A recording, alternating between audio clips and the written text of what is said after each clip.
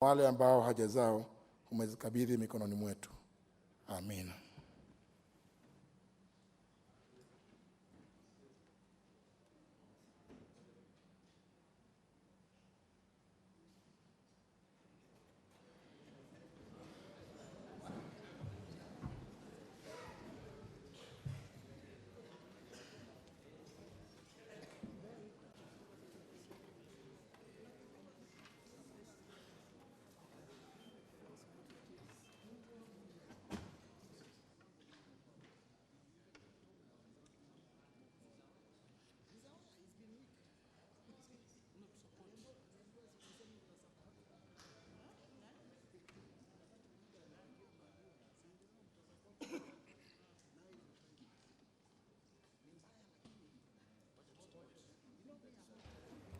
Well, honourable members, I note that before we commence, there is a request for an intervention by the Honourable Sankok.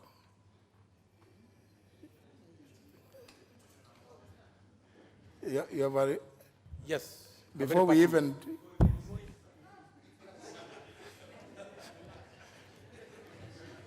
So, you see, I noticed that your card was put for intervention.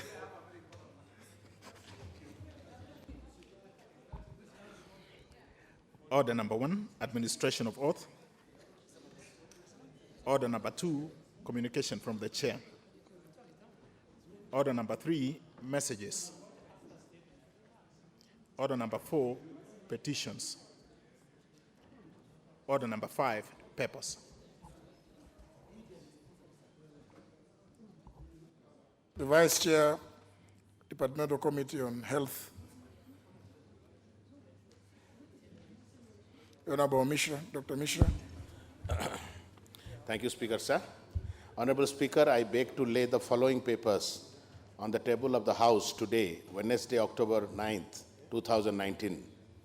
Reports of the Departmental Committee on Health on number 1, Public Petition number 59 of 2019 regarding mental health issues and the need for the more counselors in public facilities, and number 2, Public Petition number 60 of 2019 regarding the management of hemophilia and other bleeding disorders among patients in Kenya. Thank you. Energy. Honorable Gikaria, or the Vice Chair. Honorable Speaker, just give me a minute. I organize myself. I've just arrived. A minute, and then I'll be maybe. I've just received. Just a minute. I'll be back.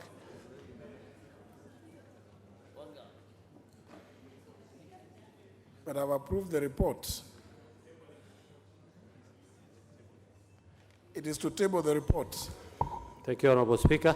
I beg to lay the following papers on the table of the House today, Wednesday, October 9th, 2019. Reports on the Departmental Committee on Energy on its consideration on 1, public petition regarding water supply constraints caused by the Kenya Power tariffs in Kilifi County. 2, public petition regarding demolition of houses in Chokaa, Mihango area, Embakasi East constituency by Kenya Power Lighting Limited Company. 3, public petition regarding way leave compensation to landowners in Maraigushu by the Kenya Electricity Transmission Company, KETRACO, for the 63rd General Conference of the International Atomic Energy Agency in Vienna, Australia, from these are the report on the 16th to 20th, 2019. And lastly, the conference of the Africa Oil, Gas and Energy in Fraser, Suits, Perth, Australia, from 2nd to 7th September 2019. Thank you, Mr. Speaker. Next order. Next order. Is there another paper?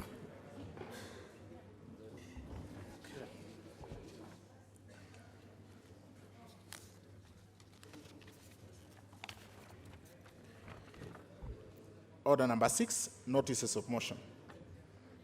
The Honorable Anita Gatti.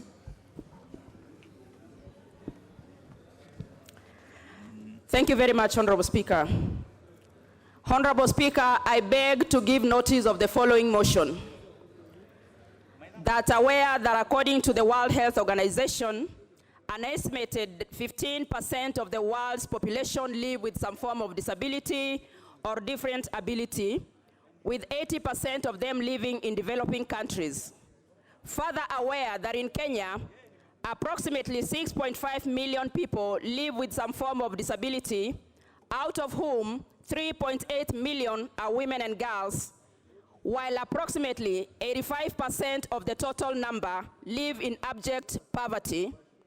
Concerned that a majority of the Public Service Commission's policy on requirements needed by applicants to secure entry-level jobs in the public service. Number two, could the Cabinet Secretary confirm whether work-based experience is a requirement for youth to secure entry-level jobs? Thank you very much. Referred to the Committee on Administration and National Security for response. Next question by the member for Madare, the Honorable Anthony Oluoch. Next question by, I have information the Honorable, Honorable Oluoch, you have made it.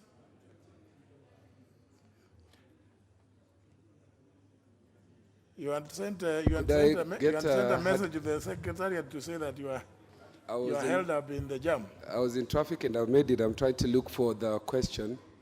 If I could get a hard copy. In the meantime, then the question.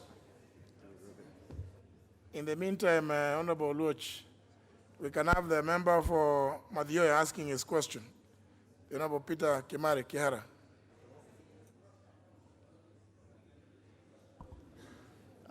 Thank you, Mr. Speaker. I rise to ask question 449.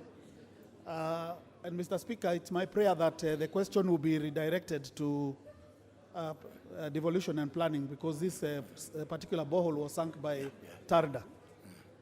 Could the Cabinet Secretary explain why the Nyangete borehole in Getuge ward of Madhya constituency, which was sunk using public funds in 2017, is yet to be equipped? When will the said borehole be equipped to ensure provision of safe and sufficient water to thousands of residents of Mathioya is accomplished? Thank you, Mr. Speaker.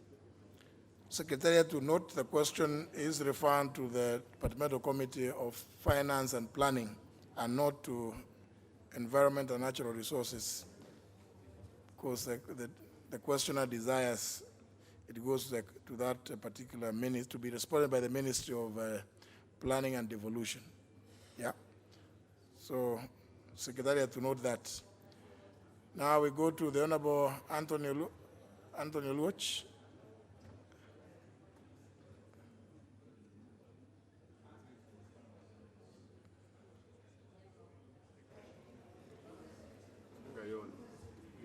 Use this one here. Okay, thank you, Honorable Speaker. I rise to ask question number 448 of 2019 to the Cabinet Secretary for Lands. Could the Cabinet Secretary provide the ownership status of the parcel of land LR number 209/8600 located in Hospital Ward, Madare constituency, currently inhabited by over 30,000 residents, but whose ownership is disputed between the Kenya Police Depot situated in Madare area residents? Number two, what urgent step is the Cabinet Secretary taking to resolve this dispute? I thank you, Honorable Speaker. The question is referred to the Departmental Committee on Lands.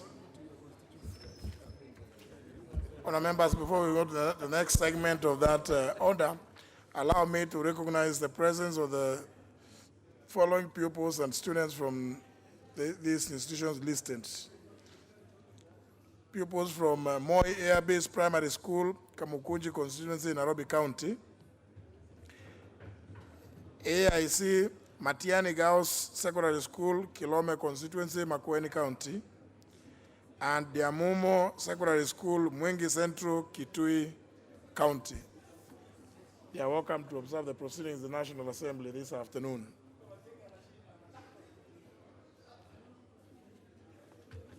The next segment is a segment on statements. And the first on the list is the Honorable Anthony Oluoch again.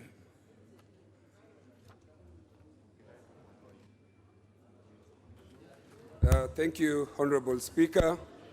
Honorable Speaker, pursuant to Standing Order 442C, I wish to request for a statement from the Chairperson of the Departmental Committee on Education regarding the imminent closure of informal schools across the country. Honorable Speaker, the Basic Education Regulations 2015 was gazetted by the Cabinet Secretary for Education, Science and Technology on the 4th of April 2015 for the mapping, recognition, registration and provisions of other benefits to alternative basic education and training schools, otherwise known as APBET. Honorable Speaker, the Basic Education Regulations have not been comprehensively incorporated into the Basic Education Act 2013 to fully embrace and mainstream APBET schools into the formal education structure or systems, and further, the legal framework governing the APBET schools is unclear, and cumulative effect of this ambiguity violates the rights to a quality, free basic education for every child. Honorable Speaker, APBET is largely conducted by schools found largely in informal settlements and slum areas, and are categorized or described as schools that are neither public nor private. Further, Honorable Speaker, APBET schools comprise 70% of schools in informal settlements and lack infrastructure and basic amenities and have no budgeted provisions under the Ministry of Education. Honorable Speaker, the informal schools across the country is currently facing imminent closure. A government reactionary decision made as a result of the death of 8 pupils at Precious Talents top schools in Nairobi, Dagoretti South. Honorable Speaker, it is against this background that I seek a statement from the Chairperson of the Departmental Committee on Education on the following. 1, what alternative arrangements has the government made to accommodate all learners who move to education, and already tenders have been issued, Honorable Speaker. What? The point of order is about what? I didn't get you. Honorable Speaker, the House does not legislate in vain. The House Has done what?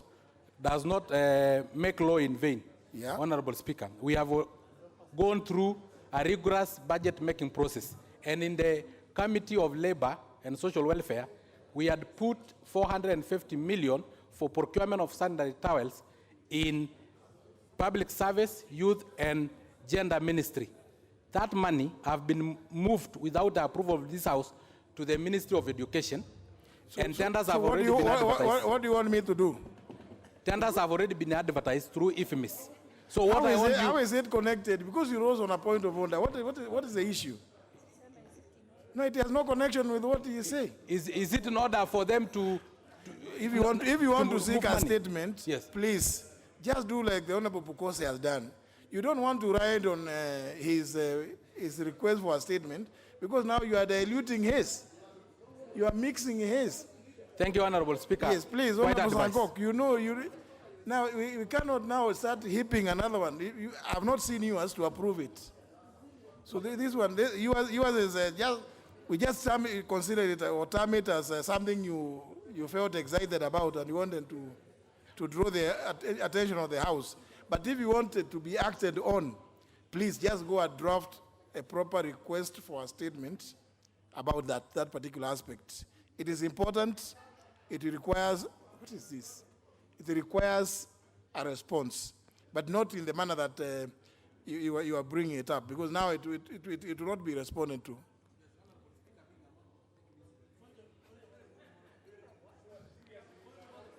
You know, honourable members, I'm not too sure that I know of any member who can be described in the term that the Honourable Sankoka said. But he's the one describing himself as a mono. I don't know whether mono-eye, mono-legged, or, I mean, monologue? Now, which of these leader majority? Speaker, Honorable Sonkok has raised a serious matter, but that's a matter that the chair of Labour, and where he is a member, they can call both the CS for public service and the CS for education and deal with it. He's a member of the Labour Committee. So you can call the CS, Professor Kobia, and call Professor Magoa, and deal with them that why are they violating what the House has passed. Not a statement, and he's a member of that committee. So now that he has confirmed that he is in the process of learning, I really want to tell him that that's part of learning. You want to teach him? Talk to your chair, call the two ministers, and ask why that reallocation was done outside what the House has passed. Very well. Yes, you have learned. Member for Kisauni, Honorable Bogo Menza. I thank you, Mr. Speaker. I rise on a point of order regarding a question I raised maybe 3-4 months ago before the House went for recess regarding the non-payment of suppliers of the various prisons within my constituency, within Kisauni constituency. The matter was referred to CS Interior and National Coordination, but to date, we've not received any response in regard to that matter. Thank you, Mr. Speaker. Departmental Committee. Oh, sorry. The request by the Honorable Pukose is directed to the Departmental Committee on Finance and Planning. I can see the chairperson is here, the Honorable Limo, to delve into the allegations made in the request by the Honorable Pukose. I can see the chair, the deputy chair of the Committee on Administration is present, the Honorable Aluke.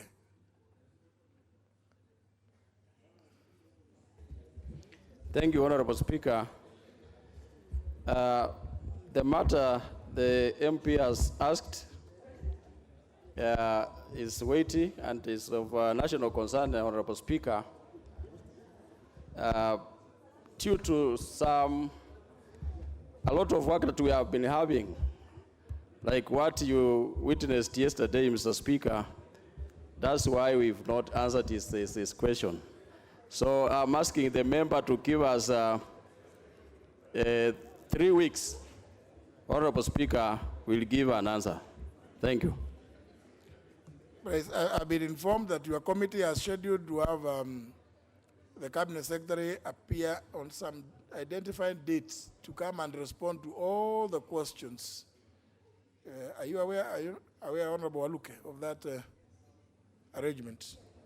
Honorable Speaker, questions are too many. Even if we appear on Friday, I think he's not going to answer all questions that are, like today only, Mr. Speaker, in the morning, we've got about 8 questions. So, Mr. Speaker, it's not a machine. It's just maybe he'll answer the few, and then, if possible, if he's able to answer all of them, Mr. Speaker, then he will answer.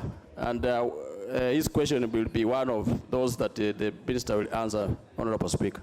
Very well, because it's a question he raised quite some time back.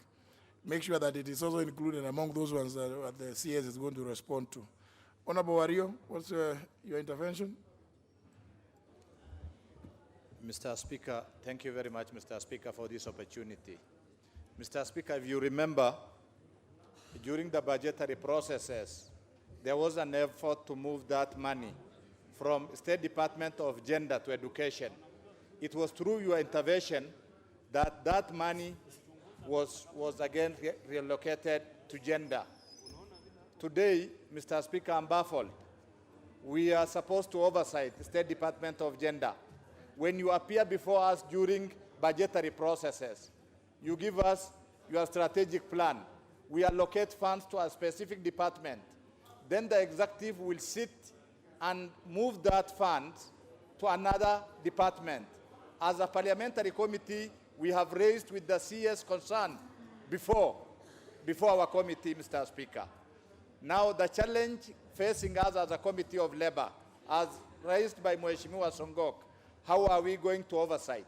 The indication, Mr. Speaker, is that this money is not going to the right direction.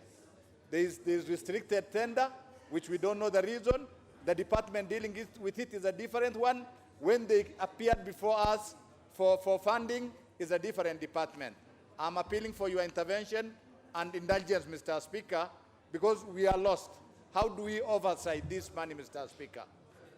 Honorable Wario and other chairs of committees, if you discover a matter similar to the one you've raised, that is misapplication of the resources, please, you have the right to call the particular cabinet secretary and the accounting officer, give them directions.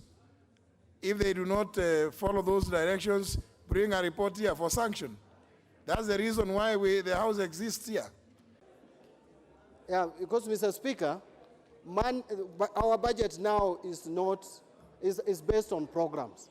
So if the government executive wants to shift a program from one ministry or department to another, I don't see why there is a problem there, so long as the money remains under that program.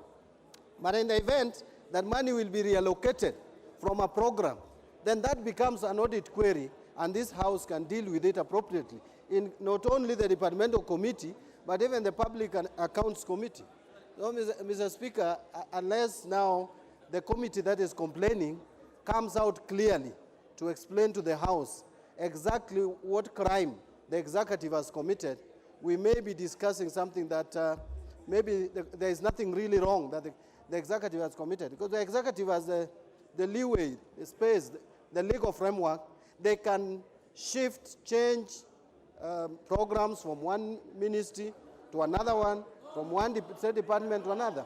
Yes, they can. No, you know, Mr. Speaker, I think Honorable Duale was consulting with you, and he has just come back. He has not even listened to what I'm saying, and he's already leading a troop saying no. But what I know is that we are doing program-based budget at the moment. So, why would you be concerned about the government taking a program to another department to execute it, to implement it? Let it be implemented where the executive feels it should be implemented, and if there is a crime committed, the Auditor General will pick it up and bring it to the House. So I think unless there is something that the committee is not clear about, and I can see the Committee of Labor is the one that is so concerned, including Honorable Sangok, who has come to confront me here, Mr. Speaker. Mr. Speaker, I don't know why Honorable Sangok has come to attack me. I'm actually making a contribution. Thank you, Mr. Speaker. No, members, I think let us appreciate that, yes, you know, so, and also, just to encourage chairs, just to encourage the chairpersons, the statement that is issued, understanding, and you just go, as chairperson, just go and look at standing order number 44. Every Thursday, or at least before the end of the sitting week, the leader of the majority party, on behalf of the House Business Committee, always gives these statements. I think it's not really, it's not asking you for too much to require you to check whether there is anything that in the statement of the leader of the majority party on behalf of the House Business Committee has said is going to appear before your committee. Because, you know, you are the chair, you are in leadership. You are the chair, you should take time to go also check whether there is anything coming before your committee. But this thing of you always saying you want to send your clerks, you know, remember, in fact, as the chair, you are even required to look through reports, draft reports as they are being made, even before the other members of the committees. I don't know whether you have not seen that. It is there in the standing orders. So don't give that work to the people clerking your committees. It is you as a chairperson who is required to even look at the draft and see whether it really reflects what has transpired before your committee, before it is even presented before the plenary of your committees. Honorable Rachel Nyamai, you wanted to, you have also been mentioned. Yes. No, maybe adversely. Well, Honorable Speaker, I think it is important that I respond because the Cabinet Secretary for Lands has been trying as much as possible to respond to questions. With regard to the 3 questions that have been, 4 actually, that have been raised, they seem to be recent, maybe about 2 weeks. But there is a matter that was raised by the Honorable Amisi, and I believe that that question has been answered unless he brought a further question. So I would like to say that the Cabinet Secretary for Lands wrote to the Parliamentary Committee on Lands requesting for 1 more week for her to be able to respond to the 3 questions. But about the first question, Honorable Speaker, raised by the Honorable Amisi, I have a strong belief that this question has been already responded to. Unfortunately, the questions have not been stated. Only the member who has asked the question and the number of the question. So I'm not able to tell whether it is the one about compensation for people living along a certain highway that is being constructed. If that is a question, it's already responded to, but I would like to take seriously the guidance that you have given us, and I will follow up to ensure that by Thursday, as it has been agreed, the questions are responded to. Thank you, Honorable Speaker. Very well. Honorable Kosing.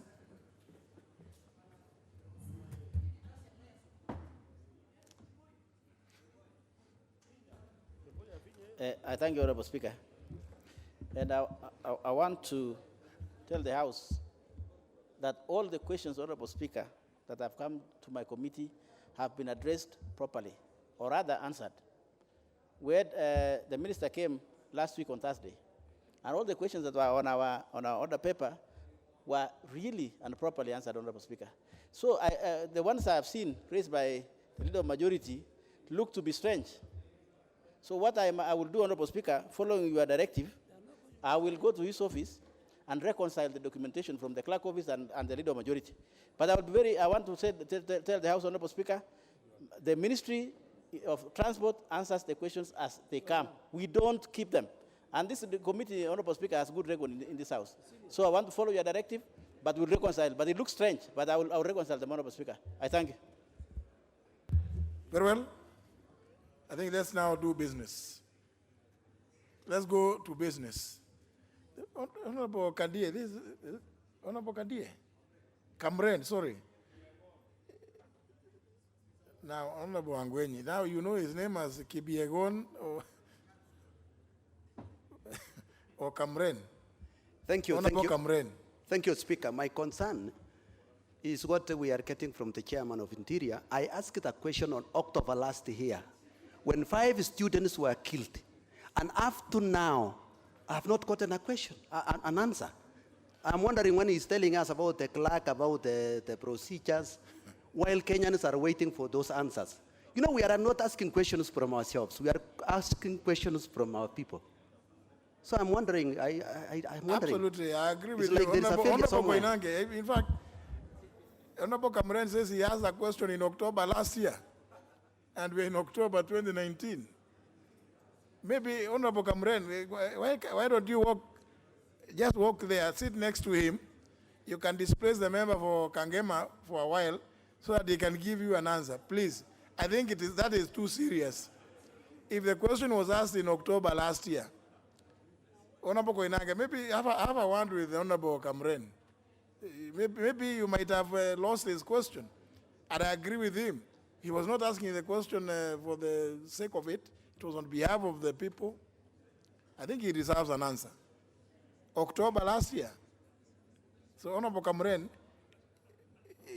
before the chairman walks out, you take advantage of his presence and approach him, but quietly. And maybe you can report later whether you have been given a satisfactory answer.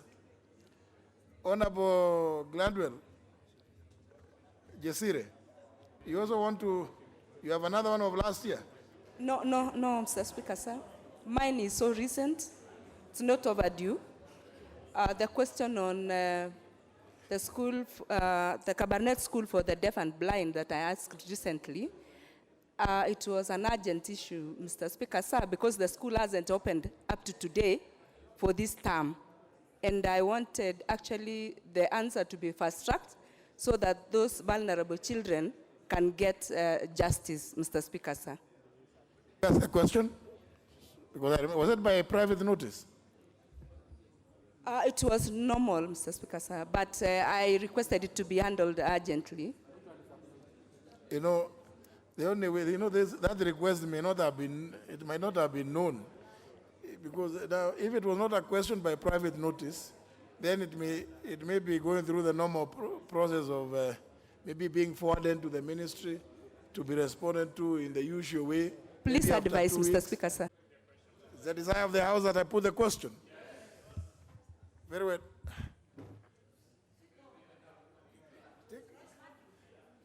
Just, you can sit next to these two gentlemen. Honorable Kabinga, you can sit between the member for Kangema and the member for Kiamba.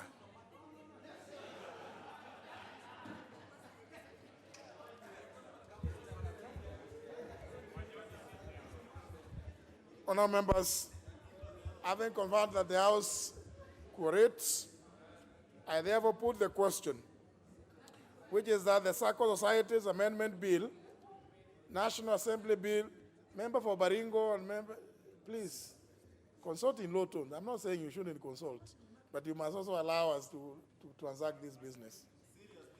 So, honourable members, I put the question, which is that the Circle Societies Amendment Bill, National Assembly Bill number 1 of 2018, be now read a third time. Will as many as of that opinion say aye? Aye. As many as of the contrary opinion say nay? The ayes have it. A bill for an act of parliament to amend the Circle Societies Act of 2008. Next order. Order number 9, motion, report of the Committee of the Whole House on the Sectional Properties Bill, National Assembly Bill number 23 of 2019. Question to be put and third reading. Honourable members, again, debate on this motion was concluded yesterday when the House was in Committee of the Whole House. What remained is for the question to be put for agreement with the report of the Committee of the Whole House. And I hereby do. Honourable Speaker, I beg to move that the Sectional Properties Bill, National Assembly Bill number 23 of 2019 be now read a third time. Mr. Speaker, I'm sure there are many people wondering what is sectional property. Those of you who will own or own apartments and office blocks in an apartment building, if this law is passed, you can have your own title deed and you can have ownership. Now you have no legal document. Because those of us who were here yesterday and who followed this bill like Honorable Nyikal and many, and Honorable Bandi, we know it. So I beg to move and ask the chair of lands, Honorable Nyamae, who did a lot of work on this bill, to second. Honorable Nyamae. Honorable Speaker, I would like to say that this bill is extremely important, and it is going to ensure that fraudsters do not continue cheating Kenyans who may not be able to understand land buying and property buying. So I would like to thank the House for the debate that we did, and I second. Thank you. There can't be a point of... No, honourable members, I am aware, I can now see that not many of us have been reading what passes through the House. The first Sectional Properties Act was passed by Parliament in 1989. This law seeks to now improve. Since 1989 and today, surely, a lot has happened. In fact, those of us who know, who can tell you the history, will tell you the first building in Kenya to apply this law is a small building with red bricks below NHIF, or below the Ministry of Health. That was first building. For those who have been following some of these laws. But, honourable members, I propose a question, which is that the Sectional Properties Bill, National Assembly Bill number 23 of 2019, be now read a third time. I thought I had seen some members who wanted to. The member for Suna East wants to say something. It's at liberty. Well, it's the mood of the House that I put the question. Very well. I think the Honorable Junet wanted to know what is this section. Honourable members, having confirmed as required by the Constitution that the House corrects, will as many as of the contrary opinion say nay? The ayes have it. A bill for an act of parliament to provide for the division of buildings into units to be owned by individual proprietors and common property to be owned by proprietors of units as tenants in common, and to provide for the use and management of the units and common property and for connected purposes.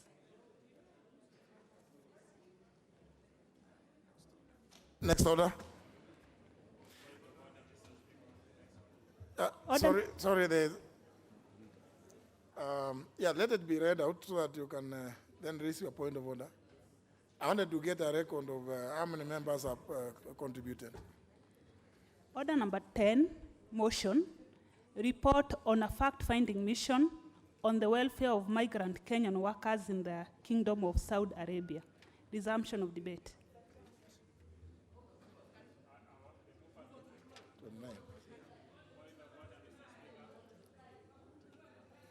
Honorable Bukose, what is your point of order?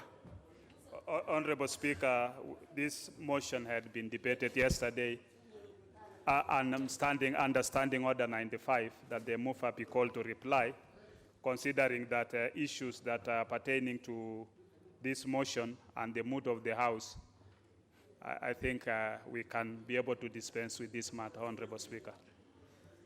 Well, is that the... Honourable members, let me put the question, which is that, as requested by the Honourable Bukose, that the mover be called upon to reply. Will as many as of that opinion say aye? Aye. As many as the contrary opinion say nay?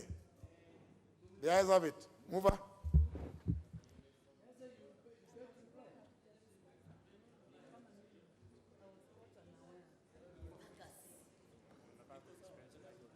Thank you. Thank you, Mr. Speaker, for the opportunity. Mr. Speaker, allow me to take this opportunity to register my appreciation to members who have contributed to this particular motion, Mr. Speaker.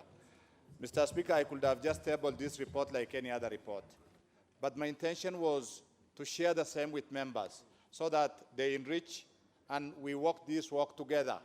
As a committee, Mr. Speaker, despite the challenges faced by Kenyan migrant workers in Saudi and Middle East, Mr. Speaker, there is an opportunity, and that opportunity will address the problem of unemployment in the country, Mr. Speaker.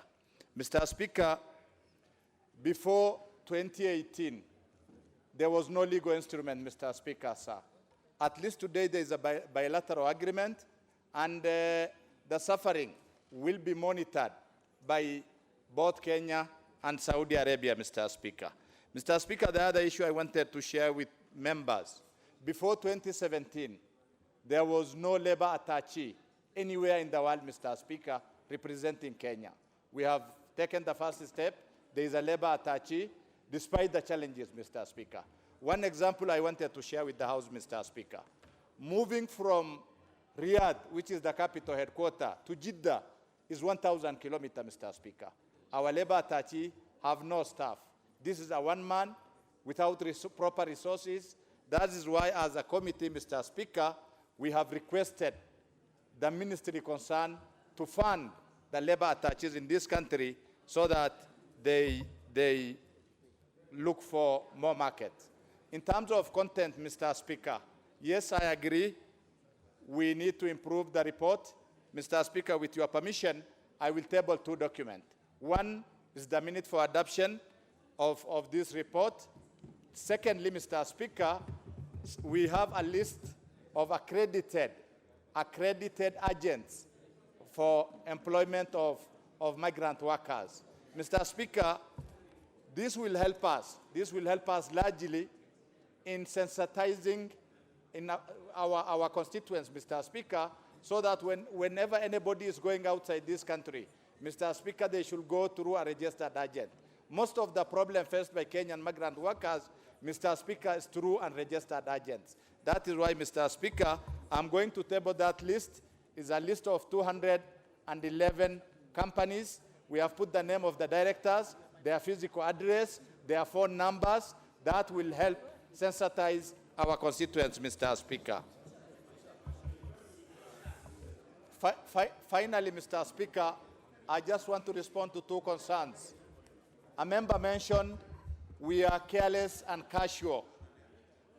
If I will follow that allegation, Mr. Speaker, a careless and a casual chair will not table such a report, Mr. Speaker, and it's unfortunate to come from a honorable member. With that, Mr. Speaker, I beg to move. I beg to reply. Honourable members, the chair of ICT, no, just remain where you are. You don't have to kneel. Honourable members, I put the question, which is that this House adopts the report of the Departmental Committee on Labour and Social Welfare on the visit to Riyadh, Saudi Arabia, on a fact-finding mission on the welfare of the migrant Kenyan workers in the Kingdom of Saudi Arabia from February 27 to March 3rd, 2019, laid on the table of the House on Thursday, August 8, 2019. Will assess that opinion say aye. Debt ceiling for the national government. Chair, Committee on Delegated and Legislation.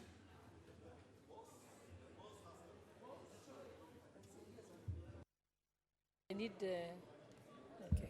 Thank you.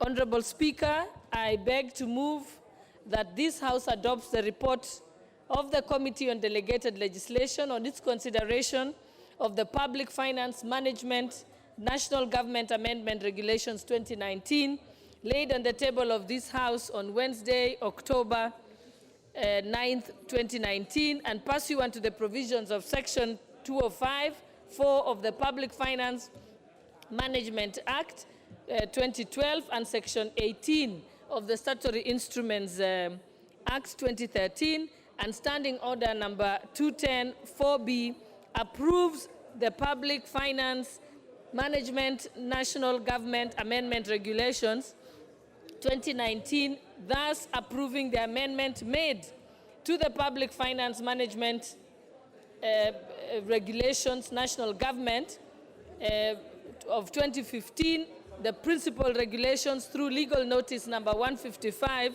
Sorry, of Honourable, 26 September. Sorry. It's too much noise. Sorry, Honourable Sholei, just read what is on the other paper. Yeah. The one on the other paper. Okay. Honorable Speaker,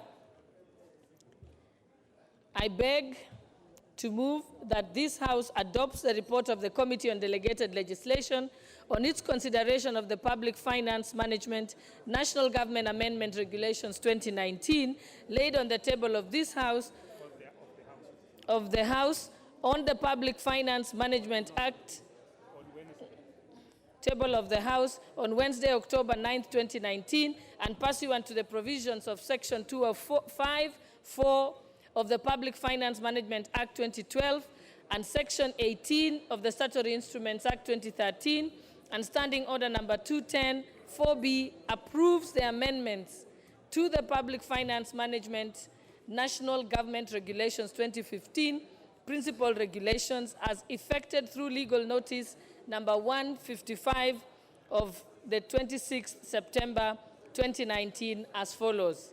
A, in Regulation 26(1), subparagraph C, by deleting the words 50% of the gross domestic product, GDP, in net present value terms and substituting it with, therefore, the words 9 trillion shillings. And B, in Regulation 196, paragraph 1, by deleting the words net present value of the total public debt, that is, and substituting, therefore, the words set limit. Honorable Speaker, the Committee of Delegated Legislation, pursuant to Standing Order number 210, is mandated to look at all regulations that are published by the regulatory making authorities. In this regard, the committee held consultations with the Cabinet Secretary for the National Treasury and were able to have a candid discussion and check to ensure that all the instruments and acts of parliament and the constitution had been adhered to in the making of these particular regulations. These regulations were published on the 1st of October 2019 and tabled before this House on the same date, as is required by the Statutory Instruments Act. The principal object of the Public Finance Management National Government Amendment Regulations 2019 is to provide clarity in terms of controls and timely oversight mechanism on the growth of the public debt. The reason for the latter is to ensure the monitoring of public debt as a percentage of the GDP makes it very difficult to enforce compliance and also undermines accountability.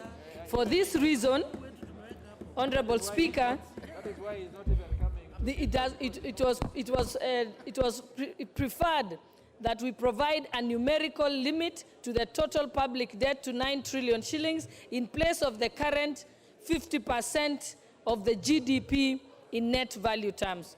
Honorable Speaker, the regulation also seeks to provide adequate borrowing space to cater for potential guarantees for borrowing by the county governments and state-owned enterprises.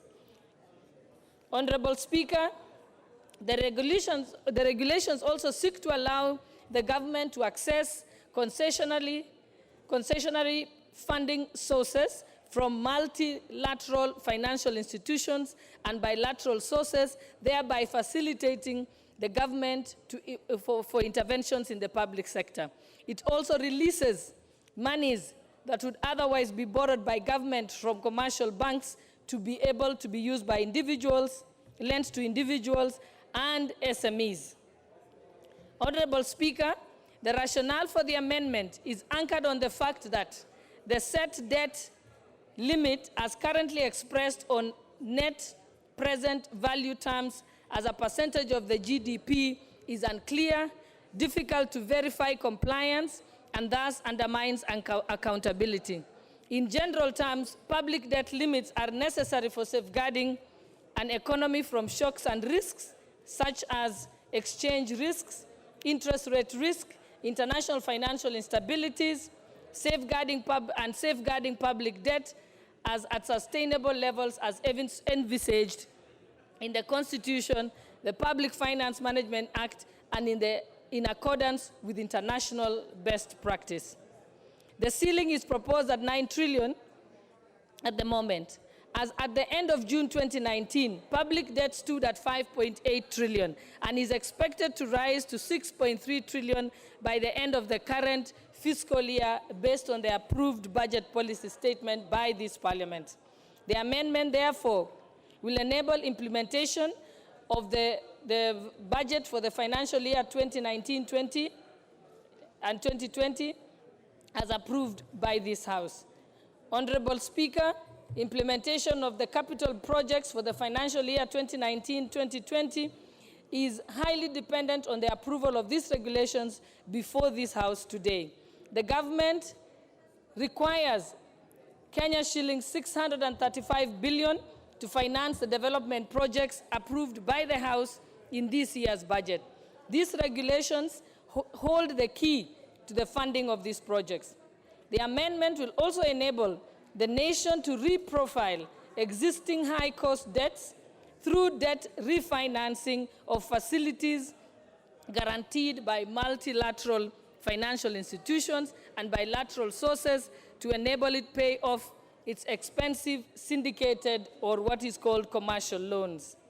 Honorable Speaker, the amendment will also enable the country to minimize domestic borrowing and allow local small, medium enterprises and private sector at large to access affordable credit and avoid crowding out the private sector by confining multilateral and bilateral creditors that have lower interest rates and no longer repayment. Honorable Speaker, the net effect of this is that Kenya will be able to access loans as low as at interest rate of 1%, as opposed to the current expensive loans that have an interest rate of 9%. Consults with the Intergovernmental Budget and Economic Council in order to ensure that there is sufficient stakeholder consultation that goes up to the county level and also with the judiciary and other independent commissions in the country. Honorable Speaker, the committee therefore is satisfied that all the requirements of the Statutory Instruments Act, other acts of Parliament, the Public Finance Management Act, and the Constitution were in fact adhered to. Honorable Speaker, as I conclude, I wish to thank the members of my committee who worked tirelessly to ensure that they looked through the regulations and made sure that they were in tandem with the law. So, Honorable Speaker, pursuant to Standing Order number 210-4, and having examined the Public Finance Management Act, regulations, National Government Amendment, regulations of 2019, of legal notice number 155 of 2019, and against the Constitution of Kenya, the Interpretation and General Provisions Act, the Public Finance Management Act 2012, and the Statutory Instruments Act 2013, the committee recommends that the House adopts this report and approves the said statutory instrument as published in the Gazette notice.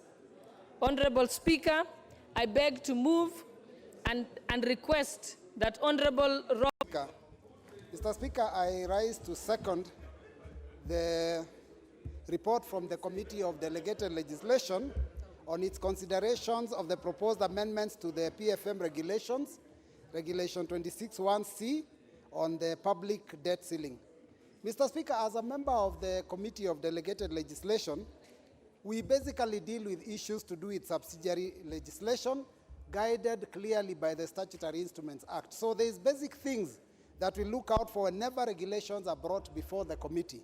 Though, Mr. Speaker, these ones are a little different from most of the regulations we get, because apparently these regulations, not only are they anchored in the statutory instruments, they are also under the PFM Act, Mr. Speaker. Mr. Speaker, the National Treasury is responsible for the preparation of PFM regulations, and as a committee, our mandate is to ascertain, among others, the first one is whether there was sufficient public participation. This is really clearly stated in the Statutory Instruments Act. Mr. Speaker, we realize that when it comes to regulations under the PFM Act, there is also, the PFM Act itself does define who are the publics and which stakeholders are supposed to participate in public participation. And in this case, we realize that Parliament is one of them, and we know that the Treasury did consult with the Budget Committee and also the Finance Committee. We also realize that IBEC, the Intergovernmental Budget and Economic Council, which draws its membership from a lot of stakeholders, is also a mandatory participant. So basically, we believe that there was sufficient public participation because we did get the reports showing that all these bodies that are required to be consulted were consulted. Mr. Speaker, The other requirement is for us to check whether it conforms, whether any subsidiary legislation conforms with the parent act. And Mr. Speaker, we realize that a review of these regulations is provided for under Section 205 of the PFM Act, and its Regulation 6 of the PFM National Government Regulations. And this proposed amendment to the regulations is firmly anchored in the PFM Act and is consistent with the provisions of the Constitution and takes into account current and future generations. So basically, Mr. Speaker, using the Statutory Instruments Act, we feel that these regulations have passed the threshold for us to be able to pass them. But Mr. Speaker, allow me to go further and talk about the purpose of this proposed amendment, because my chair has been very ably canvassed a lot of arguments. Mr. Speaker, when we are talking about monitoring it based on the GDP and 50% of the set target, it means that this target will keep moving, and therefore our ability to be able to monitor consistently and continuously becomes undermined. Secondly, of course, the purpose is to provide a numerical limit to the total public debt in Kenya at 9 trillion shillings in place of the current public debt limit set at 50% of the GDP in net present value. Mr. Speaker, in June 2019, the public debt stood at 5.8 trillion and is now expected to grow to 6.3 trillion by the end of this financial year as approved by Parliament. So, Mr. Speaker, already we can see that the debt ceiling of this country is already quite high. And what this government required was just a little bit of space. And so the third thing that the proposed amendment requires to do is to provide adequate borrowing space, to provide, or rather to cater for potential guarantees for borrowing by both county governments also and parastatals. Mr. Speaker, if the limit is set very low, it means that we do not allow our parastatals and our county governments to be able to access funds, because they also you must note that they are part and considered as part and parcel of the public debt. Mr. Speaker, this also allows the government access to concessional funding sources. Mr. Speaker, currently, our debts are very expensive.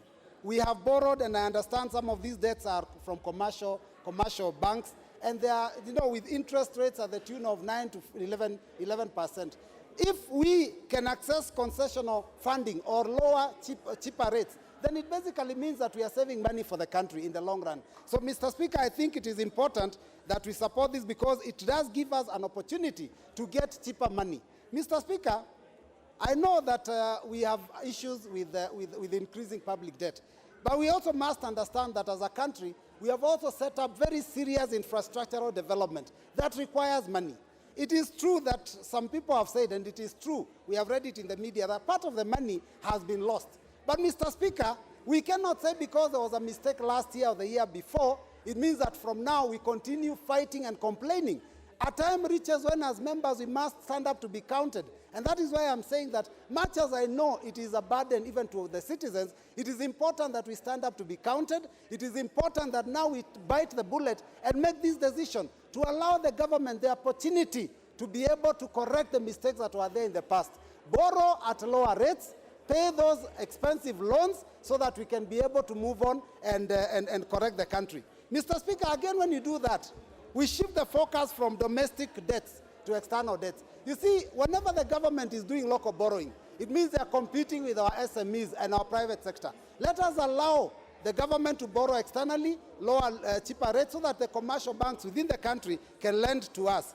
Otherwise, Mr. Speaker, I know there's a lot I could say about it, but I want to just urge our members, let us rise up to the occasion, let us save this country. All of us are beneficiaries of public finance. We have projects in our constituencies, we have national projects, and all these projects require money. And if the CS says it needs money, we have no option, Mr. Speaker, but to support this, and then we figure out how can we control to ensure that the money the government gets does not go to waste. I second, Mr. Speaker. Let me propose a question.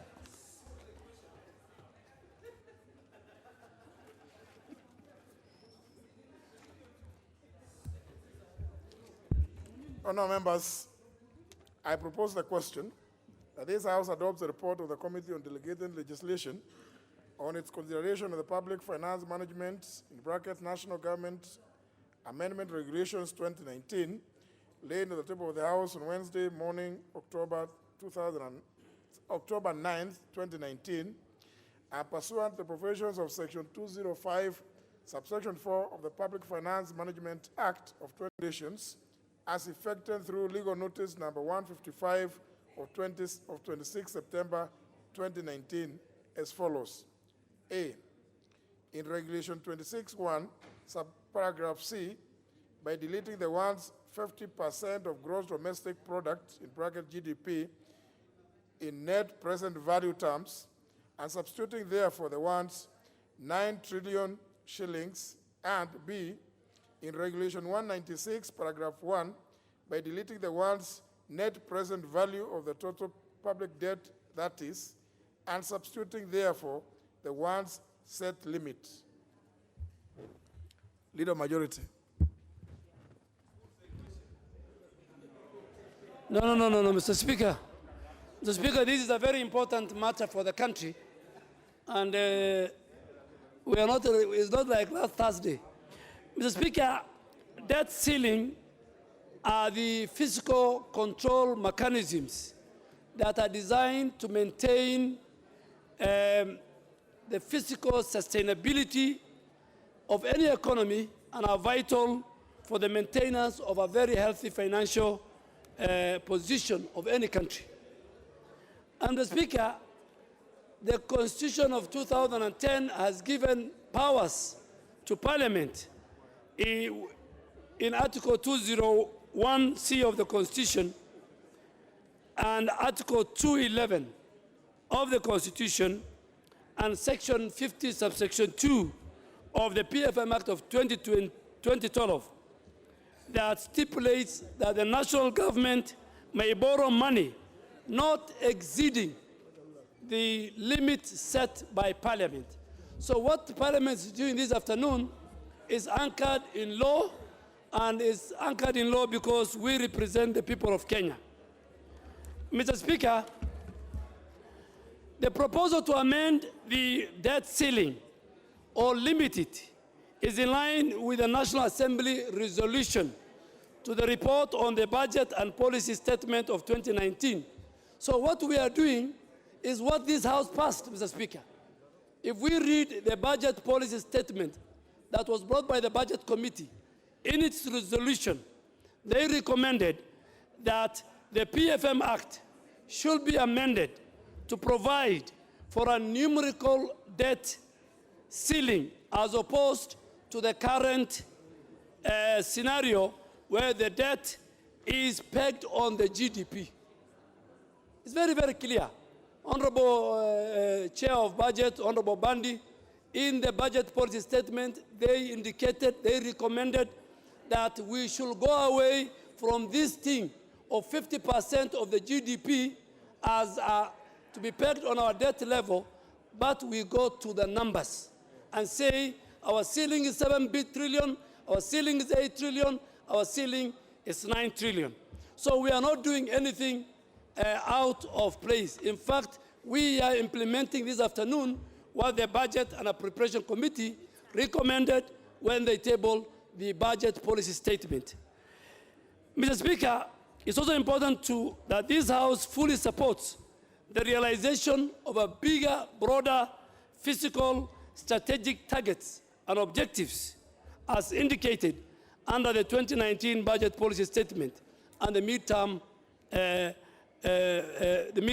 program given by the National Treasury. And as such, the budget policy statement of 2019, when approved, if this is approved, will go a long way in ensuring that we achieve for the first time fiscal consolidation that envisaged the reduction of the share of debt to the GDP to 44% budget deficit. Speaker, second and more fundamentally, and the country should know, this same House, when we passed the budget, we passed a deficit of 635 billion. There was a hole. And we said this will be financed through debt borrowing. And borrowing is not only in government. Even the money we use in the other arms of government is part of the borrowing. Our county governments, the money they're getting is, when we rationalize, is part of the borrowing. Mr. Speaker, debt ceilings or limits are not peculiar to Kenya as a country. These are utilized all over the world, and a determination is made by single individual countries for specific economic and physical fundamentals of that economy.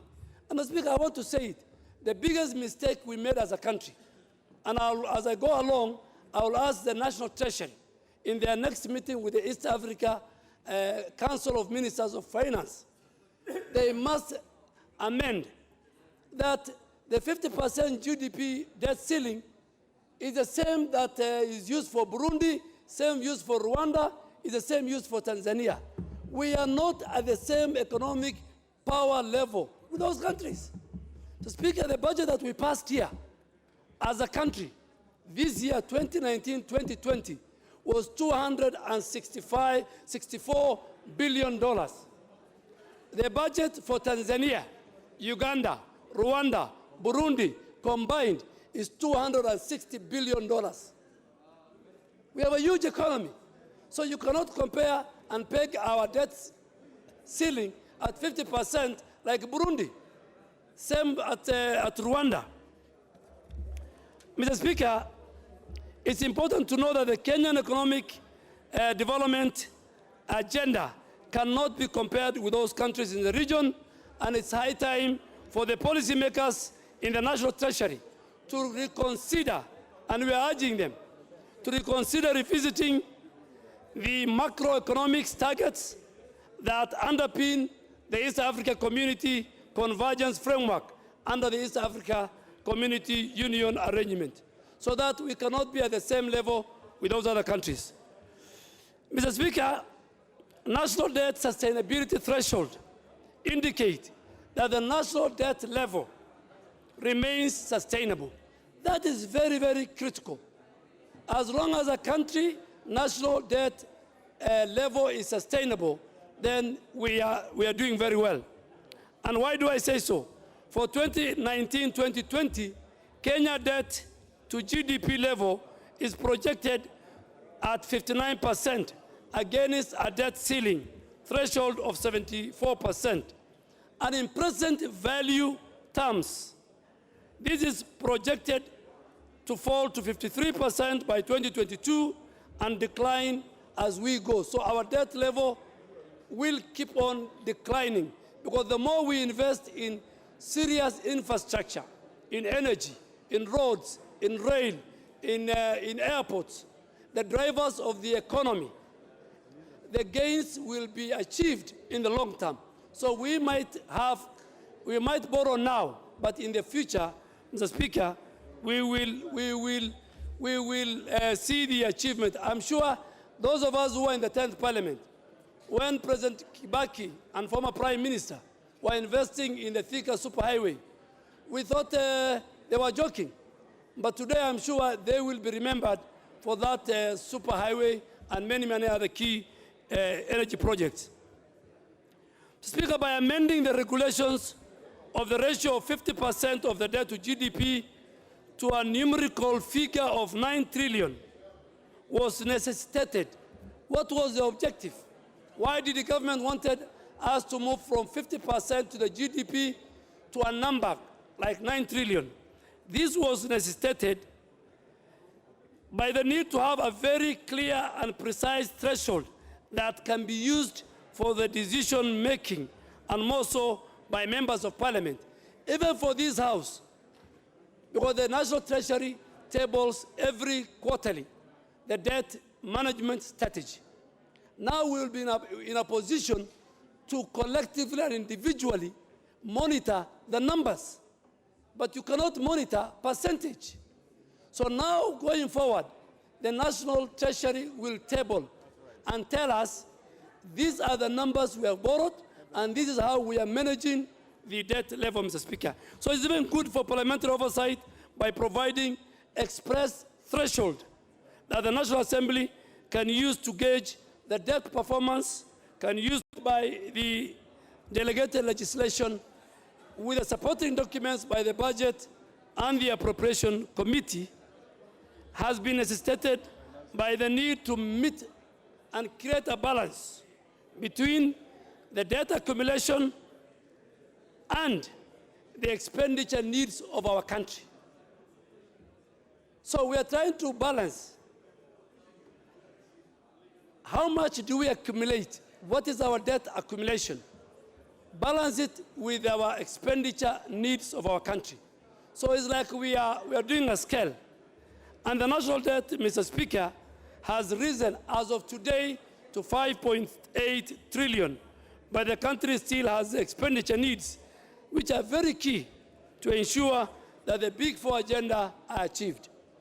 We are at 5.8 today, but we look at the 4 key agenda, we will look at the key projects, and some of these projects, Mr. Speaker, are historical. The funding of the World Bank from Meru to Kulamawe to Isiolo to Wajir to Mandera. The road that will go to, I think, Mau Summit all the way to Western Kenya, the dual carriage. The expansion of the SGR from Naivasha to Kisumu to Uganda. Many, many other key energy sectors, which are the key drivers of the economy, are important for us to do what we are doing this afternoon. Mr. Speaker, in conclusion, it's important to know that these amendments will also ease the impact of borrowing from the domestic market by shifting the focus of the medium-term and the long-term borrowing from the domestic borrowing to external borrowing. When government borrows domestically, Mr. Speaker, they compete with the private sector. They compete with the citizens. And government stands a better chance. Government gets first priority. So the other sectors of the economy, the private sector, the ordinary citizens, Mr. Speaker, becomes victim. They are squeezed by government. So if we do what we are doing this afternoon, Mr. Speaker, I am sure government will leave the domestic borrowing and they'll go to external borrowing, and the private sector and the citizens we represent will get favorable lending rates at the domestic level, which the resulting effect, Mr. Speaker, is that there will be more resources available for the private sector, more resources available for the SMEs, thus setting the necessary conditions not to crowd in the private sector, and this will spur economic growth and employment of our young people. Mr. Speaker, I really want to ask our colleagues that we are the House that represents the people, and we are the House that have been given powers in Article 211 of the Constitution and Section 50, subsection 2 of the PFM Act, in making a determination on the debt borrowing of our country. I'm sure it has never there before the new Constitution. I really want to ask our colleagues, and even ask the Chair of Budget to drop his amendment that we pass the 9 trillion, and the report as brought by the committee. Oh, he's not here. He's here. I think yes, we ask him to drop so that we approve the report of the delegated legislation as it is. I beg to support, Mr. Speaker. Honorable John Bandi, what's your point of order? Member for Kibwezi West. I thank you, Mr. Speaker. I rise. I've listened very intently to what has been moved, and I'll pick issue number 1 with the issue of public participation. When we are committing the nation to borrowing 9 trillion, increasing that debt ceiling, throughout the tradition of this House, whenever we go through the budget process, whenever we go through the the finance, talk about the finance bill, we've always brought external parties to inform our decisions as a House. And when we extensively look at the Statutory Instruments Act, it is very imperative, and it goes to a very large extent to say the level of engagement that we're going to put out there. Two, and more importantly, Mr. Speaker, we've been told in the report, and I've read it quite extensively, about the engagement between the Budget Committee and the Finance Committee. And there's no annexure to what the conclusions were from those two committees, which would inform this House on what decisions we make moving forward. So I want to stand guided, Mr. Speaker, on those 2 points, and doesn't negate my opportunity to contribute extensively to it, because I'll be opposing it at every juncture, you know, once I get that opportunity to speak from you. I want you to ably say, in the compilation of this report, because I know the Finance Committee and the Budget Committee were being seen, and those reports are not here. And to the extent that when you look at Article 152, which informs the Cabinet Secretary, to what level, and this is a ruling to you, does an acting CS commit or is able to execute statutory instruments in an acting capacity? Because in their appointment, where their roles are only reduced to two. A role to come and answer questions in Parliament, which already we've had previously, there's a challenge, and two, to be able to supply reports on a regular basis to this House. So, Mr. Speaker, I would want those things clarified, and still want to be accorded an opportunity to contribute extensively to this report. I think you should have listened to the mover when moving the motion with regard to the issue of public participation. I did. You see, you cannot define public participation in a caged way. It does not, of course, require that there will be a public baraza to Uhuru Park for that to amount to sufficient public participation. On the issue of the report, I think that is a matter that the committees on finance and budget can respond. But on the issue of acting cabinet secretary, just look at Article 132 to appreciate that the president can assign any member of the cabinet to perform any functions, and when so assigned, whether in an acting or whatever other capacity, they perform, and they are answerable, responsible. Look, they are responsible to the president. They are responsible to the president. So I think that we can proceed. We can proceed without. Let's proceed with the motion. Honorable John Bundy. Thank you, Mr. Speaker. Mr. Speaker, my brother, my friend, my classmate at Kabete Pesa, Honorable Mzimba, I would just request him to bring a law on public participation, because I think we are lacking a law regulating public participation. He has a point, but I think we need to bring a law that would spell out how public participation needs to be conducted. But Mr. Speaker, let me now contribute to the motion before us. Mr. Speaker, first of all, I think we need to be very clear and understand exactly what this House is required to do this afternoon, because that is very important. We owe it to the people of Kenya as they represent the country. The maximum that a country can borrow, that this country could borrow, was set in law. And this Parliament was required to continuously review it. But Mr. Speaker, in 2015, somehow, we were convinced that we should join the other East African states in defining the debt ceiling or the upper debt limit for our country in terms of percentages to the GDP.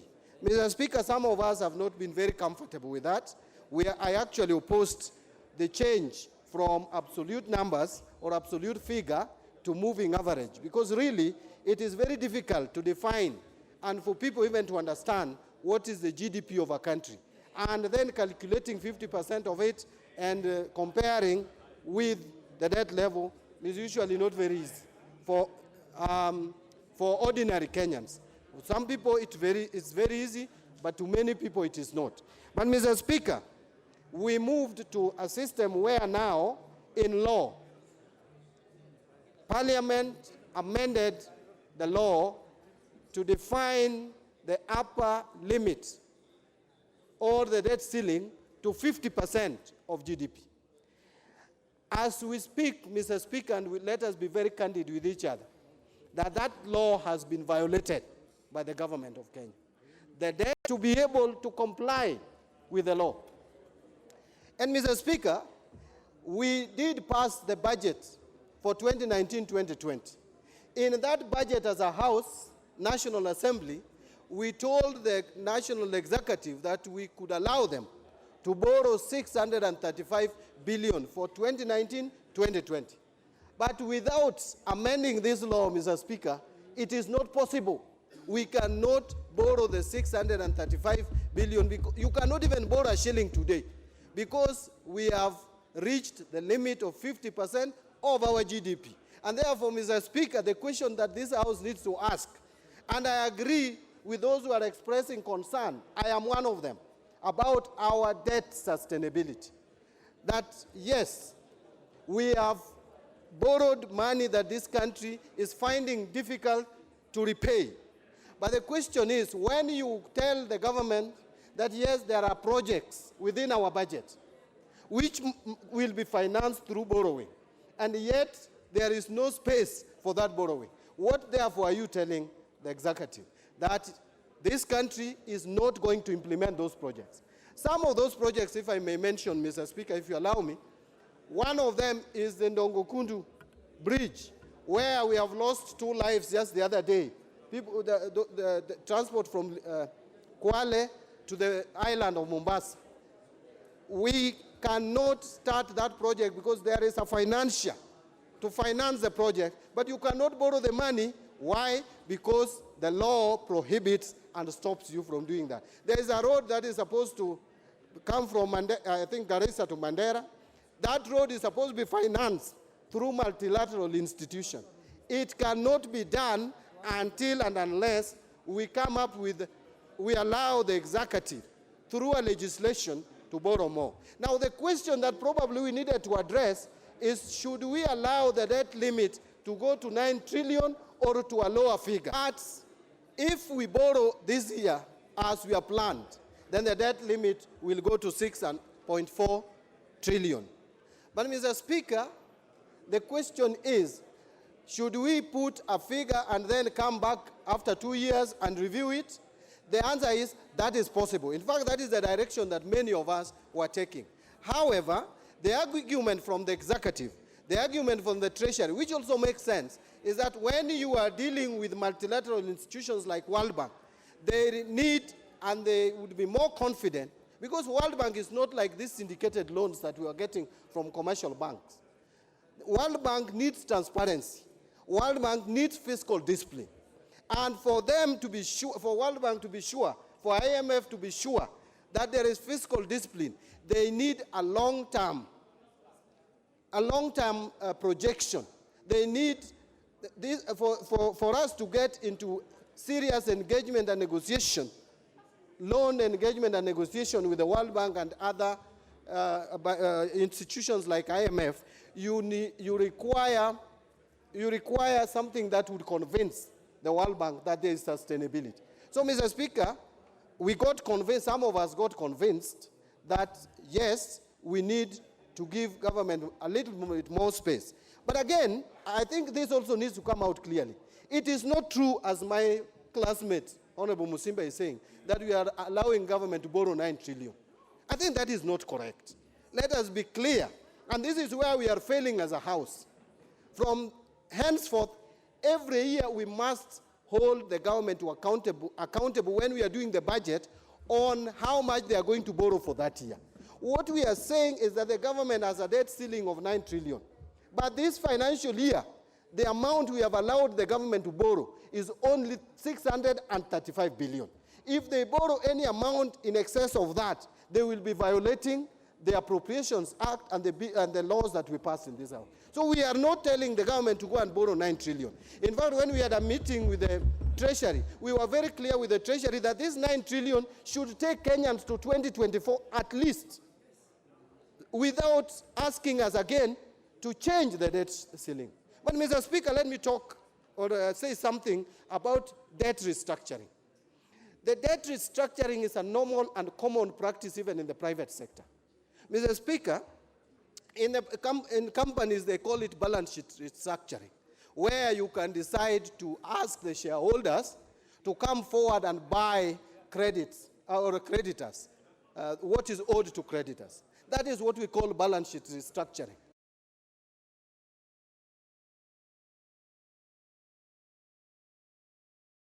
Those who are charged with the responsibility of protecting and securing the interests of Kenyans at the Treasury went ahead and borrowed very expensive loans, Mr. Speaker, for reasons that cannot be justified. They went and took syndicated loan from commercial institutions, charging interest rates at upwards of 7% and 9%. Mr. Speaker, they went ahead and borrowed locally, domestically, crowding out the private sector. In fact, the June Jomo's bill, the law that June Jomo brought here, cannot help this country much because the government is competing with the private sector in borrowing money at 12% minimum from domestically. We have gone that route and someone has taken us there. But the worst part of it is that these monies have been borrowed and have been spent in projects that cannot be identified or cannot be clearly demonstrable, Mr. Speaker. Then why would we borrow money honestly, much as it is important to sweep Kondele and make it clean? Should you borrow money to go and sweep Kondele? Because that is what we did. We borrowed Eurobond and gave to NYS to sweep Kondele and sweep Kibera and sweep other places to make them clean. That was a good thing, to make them clean, but we would have used our domestically raised revenue to do that. Because loans are expensive. You need to put it in a productive sector where it is going to be able to pay itself. Where we are now, we have financial institutions that are credible, that can give us loans at 2%, concessionary loans. Now they cannot even give us money because we have overshot the debt ceiling.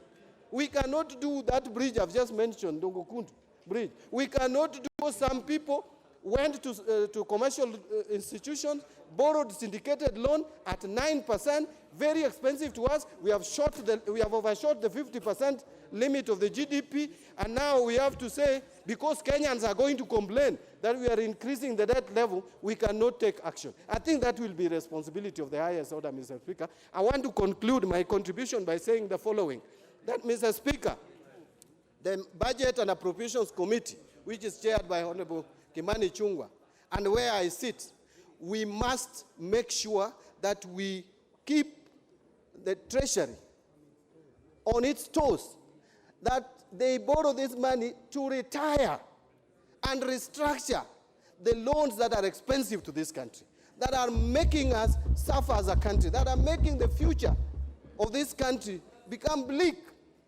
The future generation is complaining that we are mortgaging their future.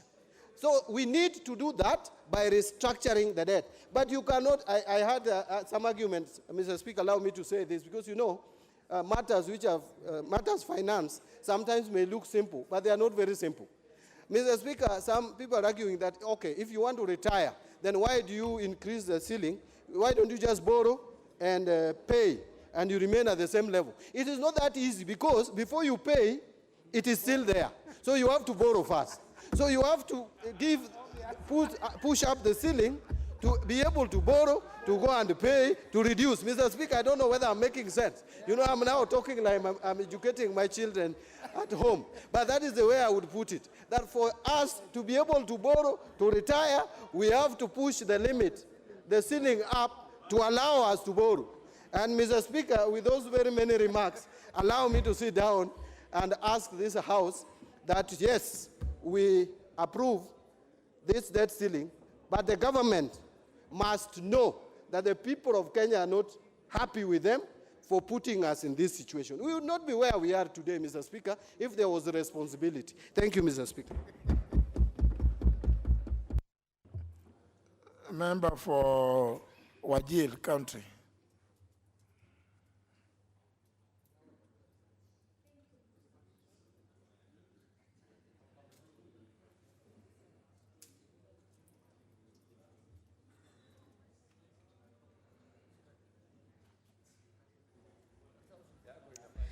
Thank you, Mr. Speaker.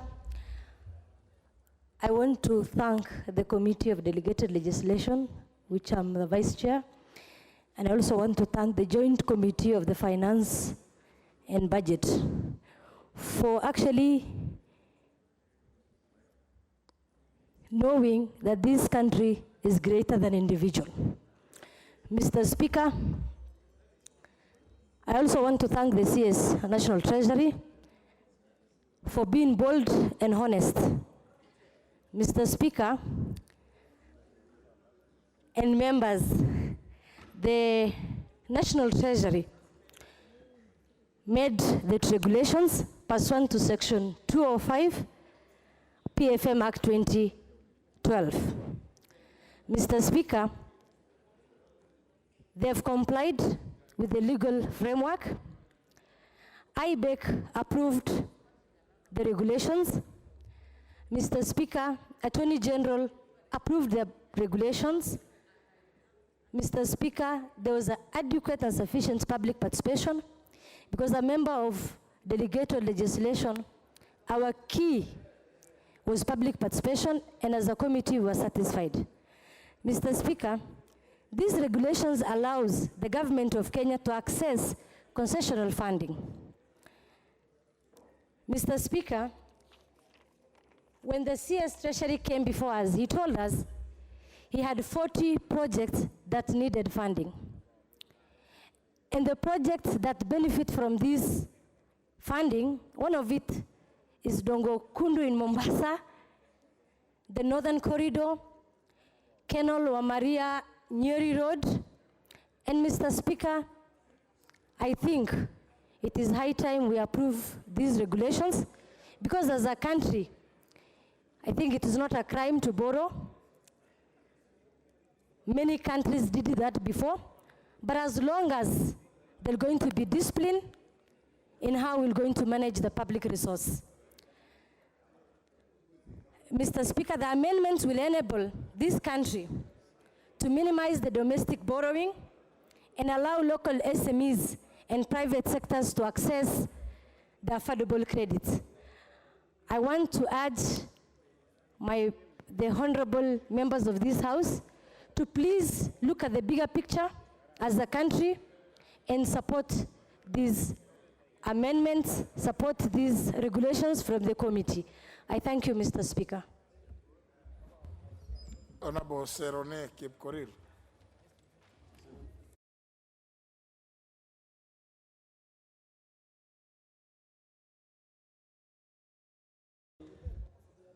To hear my views on this particular motion, Mr. Speaker, I sit in the same committee of delegated legislation, and I want to say that we scrutinize the regulation clearly, and my major point of interest is the public participation.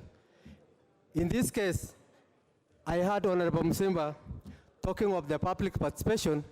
Public participation in this case, or in this particular motion, depends on which group, which body.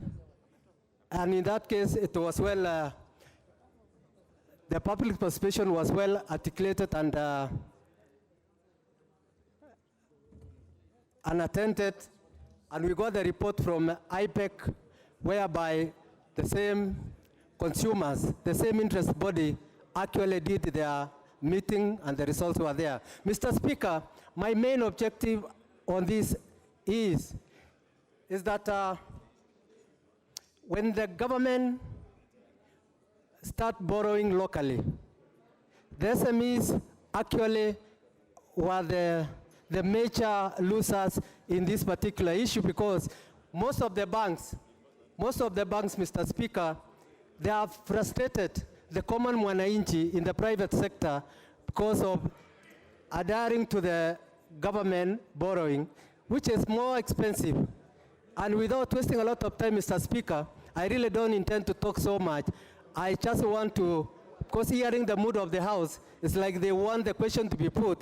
In that case, Mr. Speaker, I totally support this motion. Thank you, Mr. Speaker. Honorable Sheikh, member for Wajir South. Thank you, Mr. Speaker. Thank you, Mr. Speaker. Mr. Speaker, I stand to oppose this motion. I stand to oppose this motion simply because let us debate facts and figures. Let us debate the reality in this country.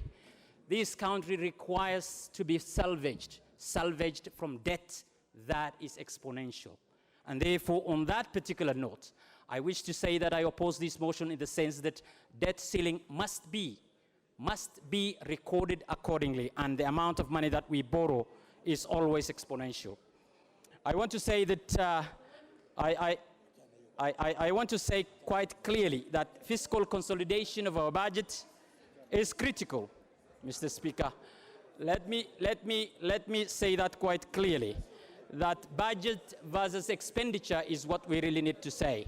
What I do stand to oppose particularly on, and I'm clearly saying it out, what I do clearly want to oppose is that debt ceiling must be fixed to a particular amount. That is what I'm saying, to a particular percentage. That is the key crunch point here. If it is 50%, we remain at 50%. Open-ended does not work in any books, in an accountant's book anywhere. And therefore, I do say that. Mr. Speaker, our debt percentage to our GDP is what gives the leverage to borrow. And therefore, Japan is not Kenya, or Kenya is not Japan. We stand, unless we stand, Mr. Speaker, to say that our debt ceiling should be this level, then we will be giving a blank check to our debtors, to ourselves, for our debtors.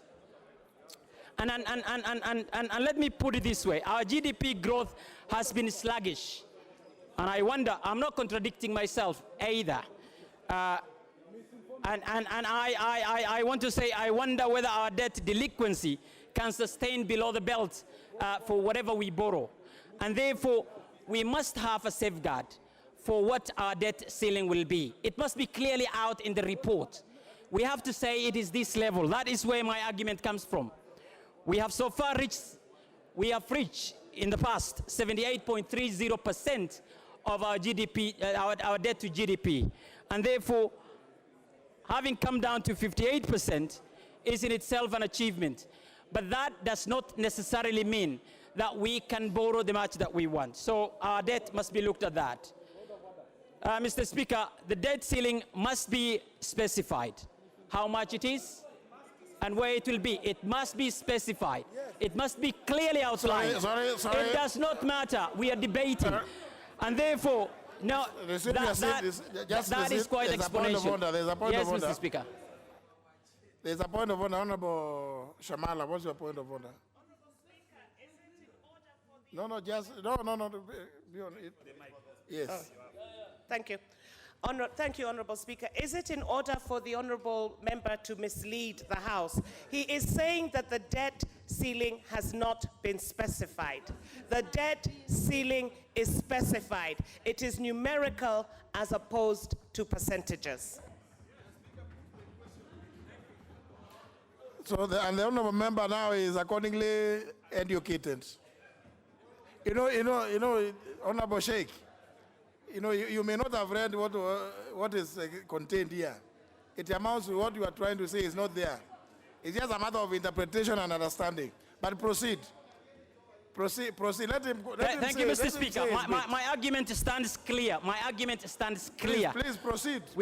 Thank you very much. So I don't need to get back to that. So I stand still by my position.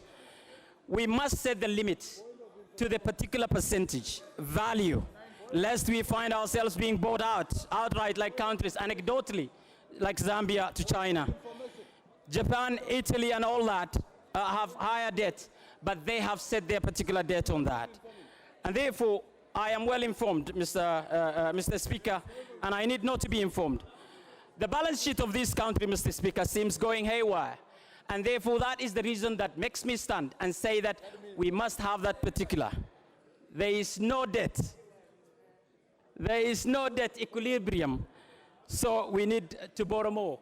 And that should not be the case where we should be doing. So I rest my case. I say that I oppose this report until we have got clear-cut information that is out there and sufficiently discussed and debated. Thank you, Mr. Speaker. I've said my case.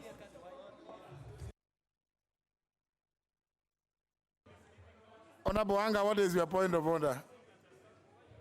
Mr. Speaker, I wanted to contribute actually to the motion. You want to contribute? Yes, Mr. Speaker.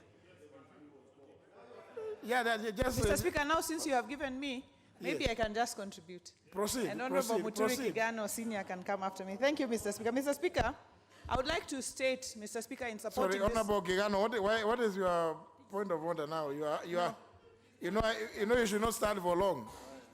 Honorable Kigano. Thank you, Mr. Speaker. Before my Aswell colleague came up, I was rising to under 95(1) to ask you to close the debate. Everybody understands. Please give me my space. This is not a new innovation for Parliament. This Parliament understands the whole implication of the motion. We should not waste time in debating this motion in details. Everybody understands the implication. So I'm calling. Very well, I've heard you. I've heard you. Yes, I'm asking you. I'm asking you to call the mover to reply. Okay, Honorable Wanga. Mr. Speaker, since I just sneaked into the period before he called on the question to be put for the mover to reply, and given the mood of the House from when he was speaking, the kind of cheers, I will take a very brief moment, Mr. Speaker, to make my points in supporting this motion. Mr. Speaker, no economy grows without borrowing, Mr. Speaker. In fact, if you look at the data from the American economy right now, Mr. Speaker, in 2018, American borrowing was at 77% of the GDP, Mr. Speaker. In fact, that is a debt that is moving towards 100% of the GDP. So, Mr. Speaker, if we measure our debt by the percentage to the GDP, it grows scarier and scarier, Mr. Speaker. Mr. Speaker, if you look at the Kenyan GDP in 2018, it stood at $8.59 billion or 8.59 trillion. Mr. Speaker, if you divide that by 50%, then our borrowing was meant to be at 4.3 trillion, Mr. Speaker. If we continue to measure our GDP, our debt ceiling based on the GDP, Mr. Speaker, first of all, the GDP is a moving target. So you have to be searching for the GDP at all times to measure how much borrowing we have done. But when we put it in simple terms, we know it is 9 trillion. We know we cannot move beyond it. We know we can monitor it, Mr. Speaker, at all times. And the point that has been raised that is useful, Mr. Speaker, the fact that our debt ceiling is not raised does not mean that we are not borrowing. We are borrowing domestically. We are competing here in the local market, Mr. Speaker. And when we were speaking about Jude Njomo's bill the other day, we made it clear that right now it is very, very difficult for the private sector, small and micro enterprises to get loans from our lenders, Mr. Speaker, because we are competing with government. And when you're competing with government, there is no way the government would come for you and leave, the lenders would come for you as an individual and leave government, which is a more stable and more reliable borrower, Mr. Speaker. Mr. Speaker, the most important thing, even as we do this today, is we look forward to prudent use of the monies that are borrowed. But, Mr. Speaker, the confidence that we have is because we have seen the fight against corruption that has been going on, Mr. Speaker. And we are confident that the President will continue to crack down on corruption, and that way Kenyans can be confident that their money, if borrowed, will be put to the correct use. We are seeing the people who put us in this place, Mr. Speaker, are already paying for it, Mr. Speaker. And if that continues, then we have no cause for alarm, Mr. Speaker. So thank you, Mr. Speaker. I beg to support. Let me hear the Chair of Budget. And Chair of Budget, next time it is reported that you have not carried your card, as has just been reported. But this is too important. The Chair of Budget must. Thank you, Honorable Speaker. I just happened to forget it in the court that I had yesterday. But Honorable Speaker, I stand to support the motion by the Committee of Delegated Legislation, Honorable Speaker. And Honorable Speaker, a number of issues have been raised. And one is I don't know whether to say an allegation or the contention that we are moving our debt ceiling from 50% of our GDP to what the member for Wajir was saying is an unspecified figure. But it is specified. It is 9 trillion shillings. Honorable Speaker, when you're being called upon to move the ceiling to 9 trillion shillings, what are you being asked to do? Honorable Speaker, we are not giving the government or the executive a blank check to go and borrow 9 trillion shillings.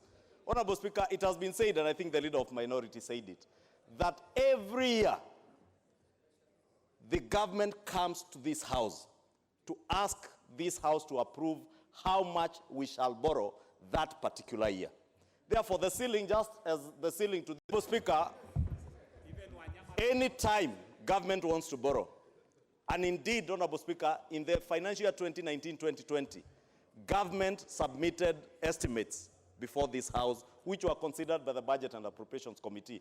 And we approved as a house and gave government permission to go out and borrow 635 billion shillings. Why? Because we cannot raise that kind of money from our tax revenues. Honorable Speaker, the absence of allowing government to open up this ceiling today is asking us to go back to the finance bill that we passed last week and levy more taxation to Kenyans to be able to raise more revenues to finance the development projects that we want in our neighborhoods, Honorable Speaker.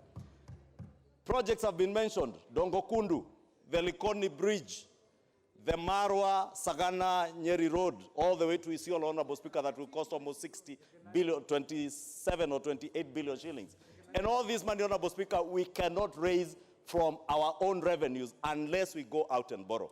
Today, as we speak, Honorable Speaker, I think government has just been honest enough and candid to say that indeed it is true we have burst our debt ceiling. And what that means, Honorable Speaker, is that even the budget that we passed in this house in June is not implementable without opening up this debt ceiling. The current CS and current acting CS in the National Treasury and the PS cannot negotiate to borrow even a shilling today, since we have already exhausted the debt ceiling that has been put in law. So it's important, Honorable Speaker, that we understand, and I know emotionally and politically out there, it is good to say what will excite the public. But as leaders, we are being called upon to do that which is right for the nation. And Honorable Speaker, we must, as leaders, be the ones showing our people the way. And Honorable Speaker, we have been told our people are complaining, yes, the economy is bad. But the economy is not bad because we are borrowing or because we have exceeded the debt ceiling today. The economy is bad, Honorable Speaker, because there is no liquidity in the economy, because government is not spending. Yes. Since when, Honorable Speaker, did you see in this country that almost on the 10th of October, not a single shilling of development expenditure has been sent out to government ministries? Even your own CDF, those who have been here long enough can tell us, Honorable Speaker, that by now at least we would be having money for bursary, at least the first 20 million shillings for our bursary funds. Today, not a shilling of our bursary has been disbursed. Honorable Speaker, those are the issues that we are confronted with, and we must make decisions, not what is politically expedient and what is exciting to members of the public out there, but decisions on what will be right to do for the country, Honorable Speaker. I want to finish, Honorable Speaker, by giving you a story that 10 years ago, I borrowed 5 million shillings from one of the commercial banks. I was paying about 105 shillings over a period of 3 years. After about 2 years, I bought a property in Kikuyu. I borrowed another 3 million shillings over 3 years. I was paying about 154,000 shillings. I would pay every month about 335,000 shillings. I moved to one of the other banks, Honorable Speaker, to restructure, debt restructuring that the leader of minority was talking about. I took out a loan of about 10 million shillings, which I repaid over 10 years, and I ended up paying installments of about 144,000 shillings every month. What did that do, Honorable Speaker? It allowed me to grow my wealth over time Today, the property I bought for that 3 million shillings today is worth close to about 150 million shillings today, Honorable Speaker. And my wealth has grown that way, Honorable Speaker. I was also able to be left with more money, Honorable Speaker, cash flow, cash in hand, Honorable Speaker. So when you see me donating money on a weekend, Honorable Speaker, you should know how wealth is grown, Honorable Speaker, by managing and restructuring your debt to be able to do what government is asking you to do today.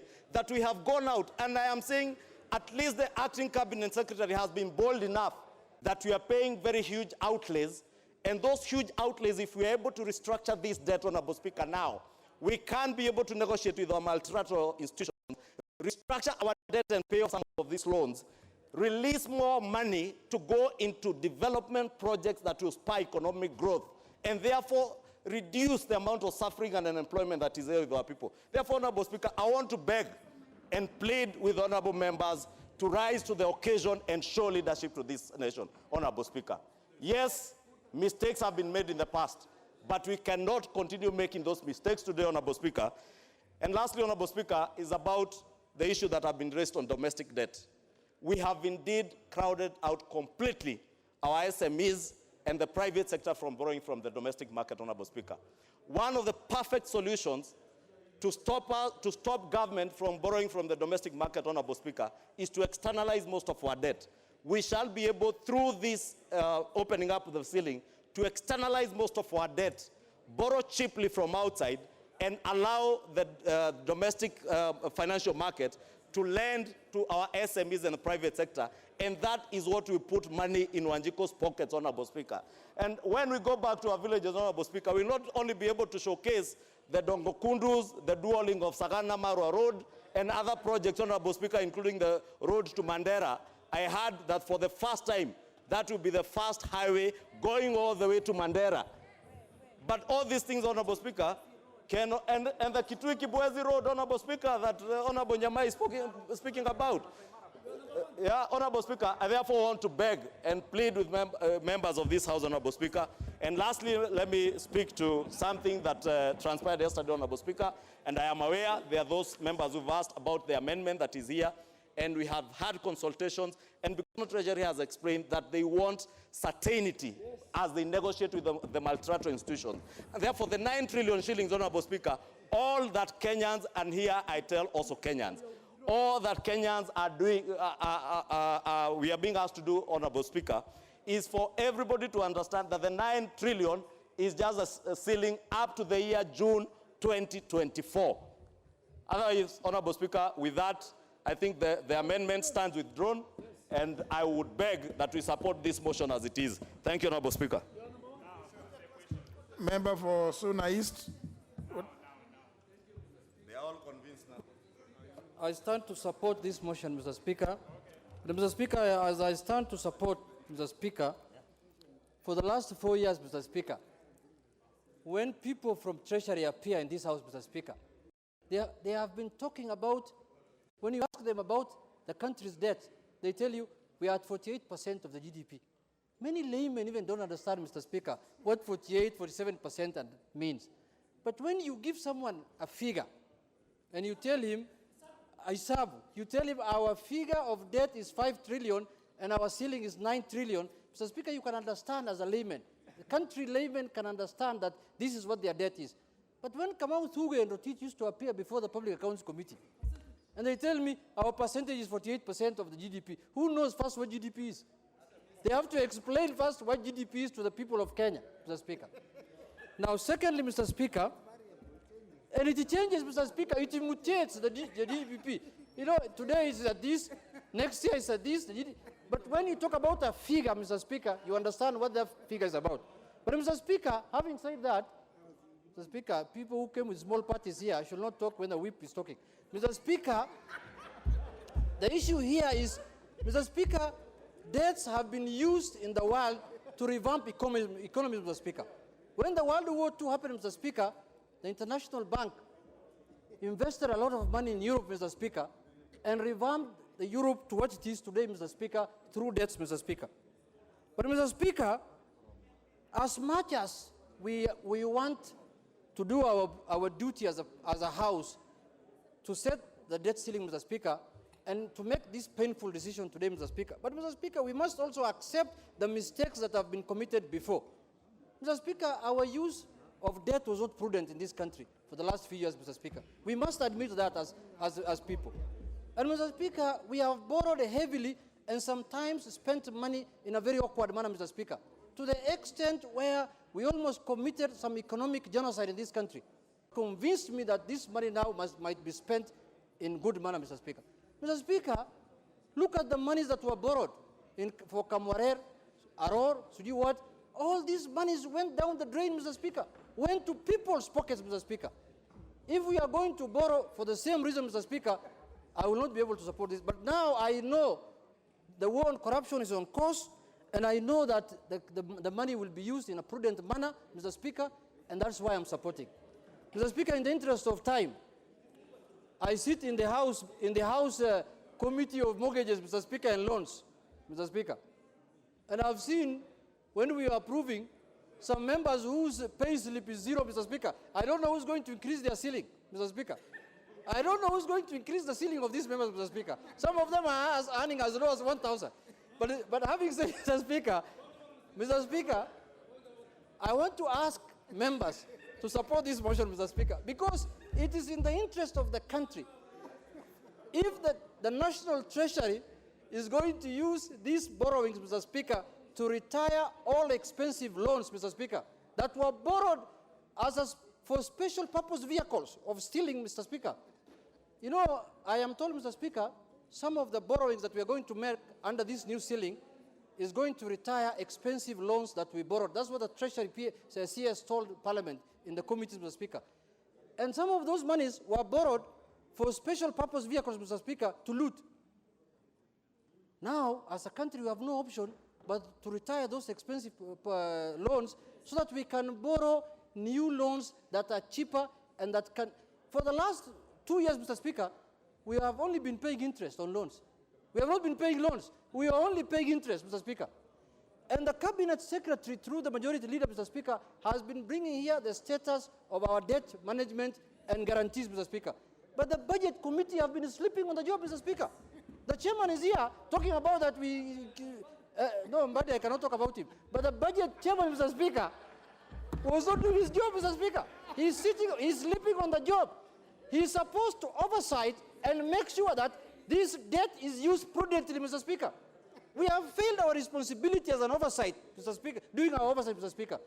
Every shilling that we borrow, Mr. Speaker, this House must hold that minister to account, that PS to account for it, Mr. Speaker. On behalf of the Kenyan people, Mr. Speaker, it's our responsibility. That's why we have been elected to come to this House. But the chairman does rituals over years in budget making, Mr. Speaker. And this year he gave them 635 billion to borrow. Next year, I don't know, he wants to give them 1 trillion, Mr. Speaker. Mr. Chairman, or 500. Mr. Speaker, the House, but through the Budget Committee Chairman, Mr. Speaker, who's aspiring to be the Minister for Finance in the Tanga government, Mr. Speaker, in 2022. Mr. Speaker, how can we elect a finance? Mr. Speaker, I'm very annoyed, but I support the motion, Mr. Speaker. Thank you so much. Well.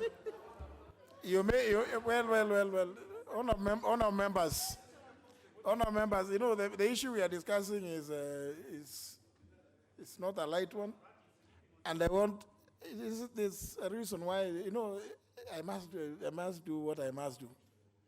I want to hear the chair of Finance and Planning Committee.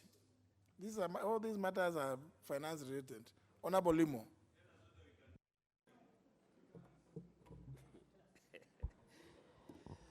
Yeah, thank you, Mr. Speaker. Mr. Speaker, yeah, the issue which we are discussing today is a very important issue, and it is an issue which is of national importance, Mr. Speaker.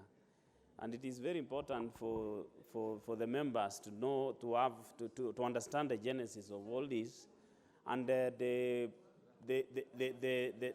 best ways of giving a solution. Because, you know, as we are talking now, Mr. Speaker, I'm very sure that most of the members here are hearing for the first time the level in which the debt level, the level in which this country has gone into a debt which can be very difficult to come out if we don't address it. These issues, Mr. Speaker, that has really affected the various sectors of the economy, including and not limited to SMEs. In fact, the issue which we have been talking about in terms of interest rates is been actually caused majorly by the way we have been taking our debt as a country. And to avoid repeating myself, Mr. Speaker, I want to dwell really on the issue of restructuring our loans.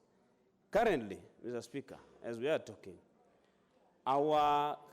the loans from commercial sectors is very, very high. It's almost catching up to almost half, Mr. Speaker.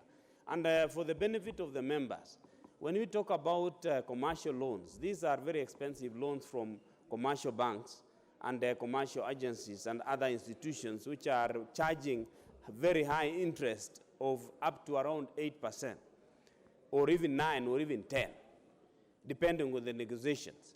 But there is multilateral and bilateral loans which are given with concessional interest, very low. You'll find IMF and World Bank normally lends at around 1, 2, or 3%, very low. And they also give very long period to pay, because they consider that these are countries which are sustainable, like Kenya. Kenya has been placed very well. So what I want to say, Mr. Speaker, is that when we approve this, the National Treasury, and I must also state here that we have seen the acting CS, we have had several meetings, and it looks to be in the line of understanding. And I hope you will not fall into the trap of the mandarins who will show him how to go to the deep end where the country will go deeper and deeper into debt. The way to go, Mr. Speaker, is for the National Treasury, led by the acting CS, to take the issue of restructuring our loans seriously. They must retire all commercial loans, because in 2012, the commercial loans were at 8%. Right now, they are over 36%, which is very serious.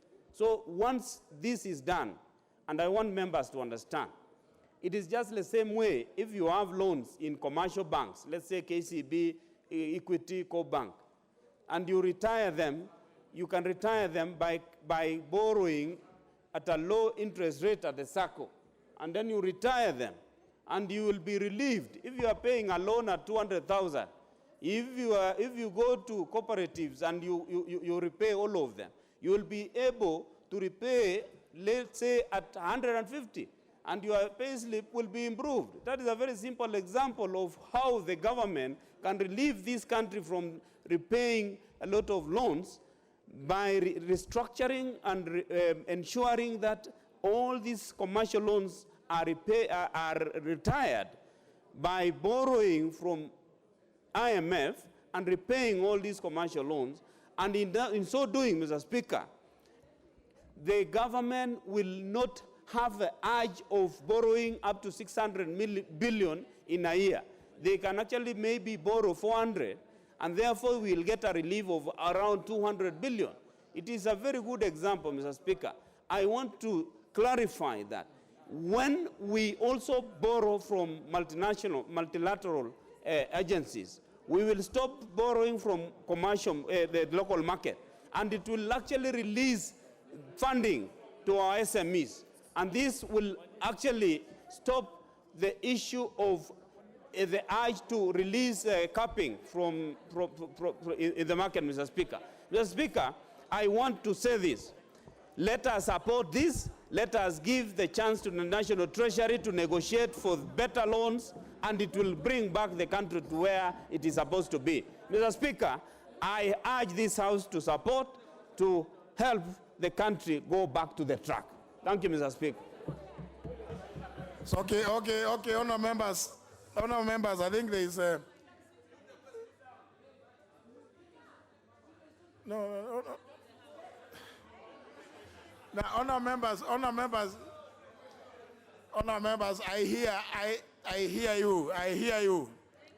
There was There was a member for Kangema who rose in his place and claimed that the mover be called upon to reply.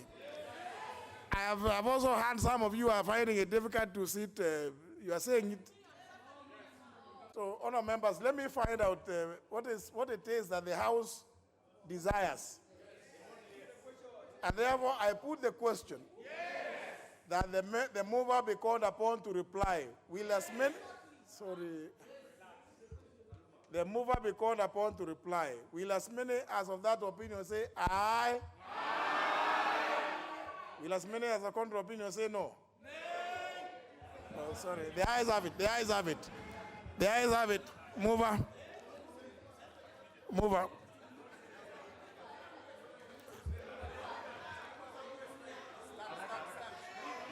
Mover, Honorable Sholei.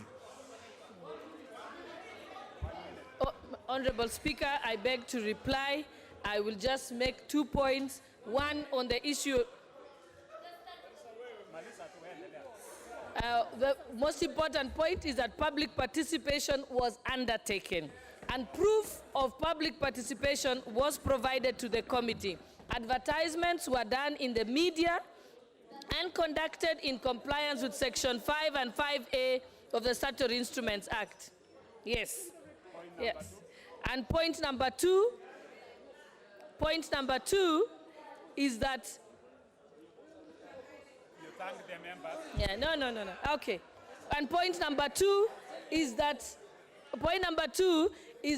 the committee was persuaded that setting a numerical figure to the debt ceiling is better for accountability than putting the GDP, because Kenya is an oil producing country. So you reply. I reply. Okay. Honorable Speaker, you should protect me. They are not giving me an opportunity to complete this. Yes. So, Honorable Speaker, I beg to reply.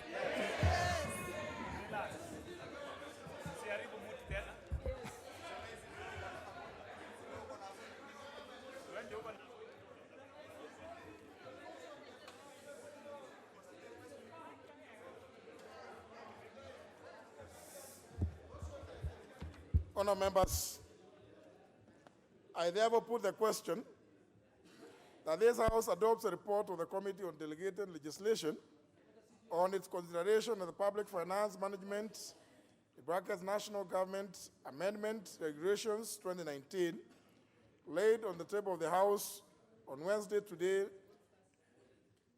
9th of October 2019, and pursuant to the provisions of Section 205, subsection 4 of the Public Finance Management Act 2012 and Section 18 of the Statutory Instruments Act 2013, approves the Public Finance Management National Government Amendment Regulations 2019, legal notice number 155 of 26th of September 2019, thus approving the amendment made to the Public Finance Management National Government Regulations 2015, in brackets, principal regulations, as follows.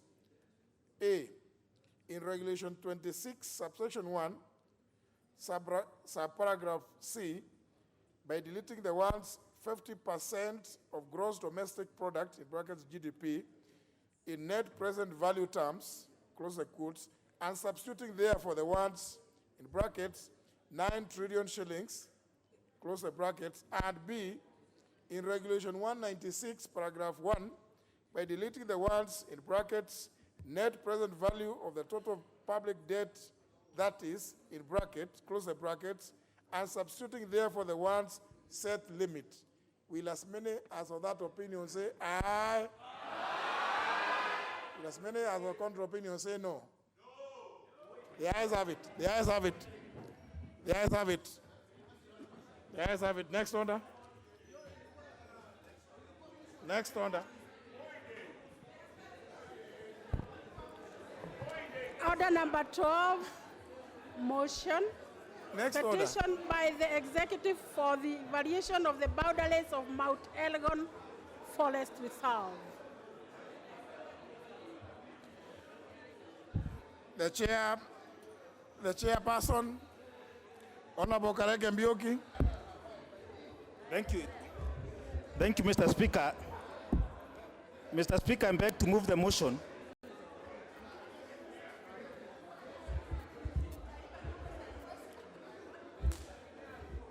Honourable members, there's still business. There's still business. On the report of the consideration we are still of in business.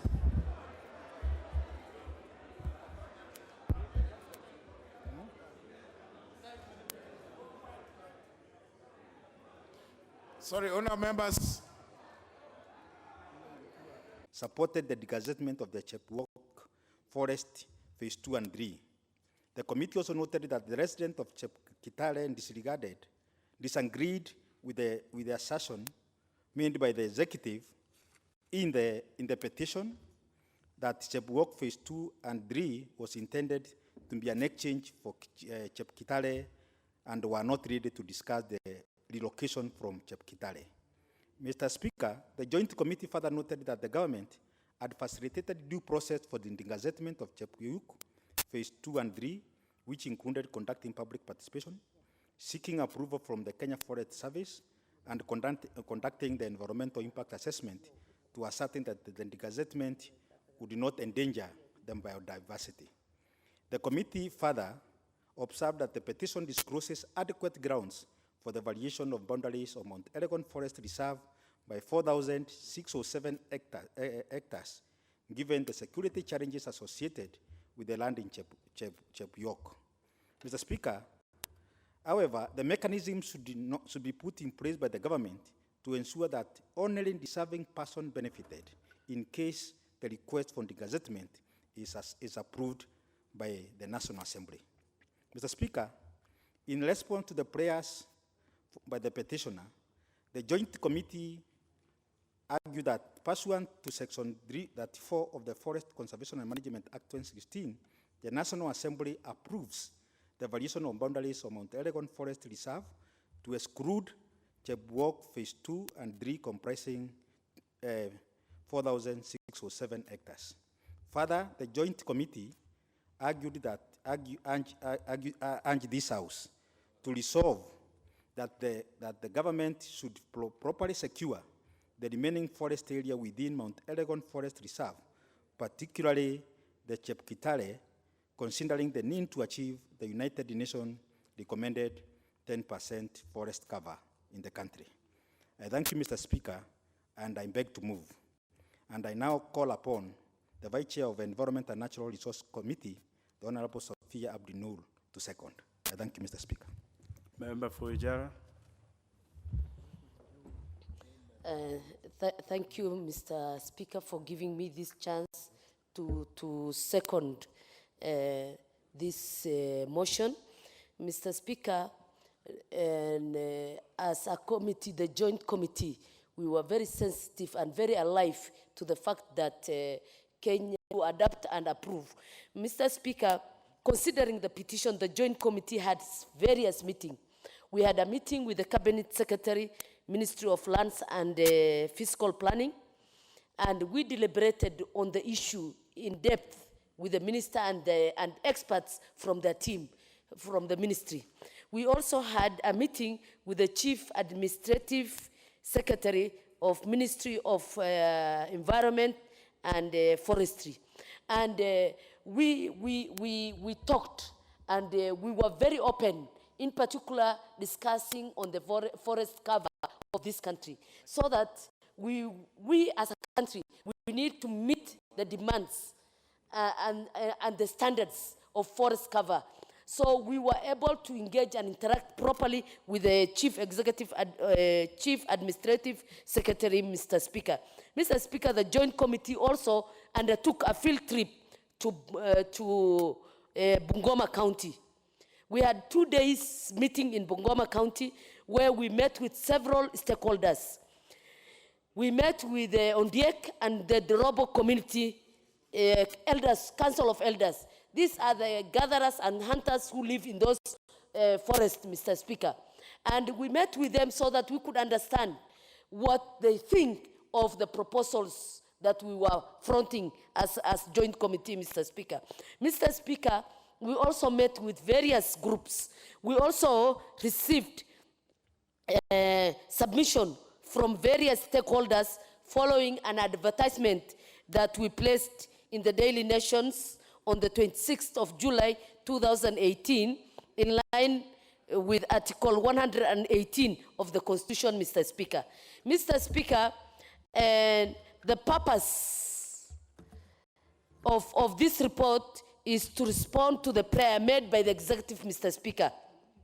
In the said petition, the Joint Committee having considered all the views collected, Mr. Speaker, they observed that the approval of a legal notice to effect the violation of the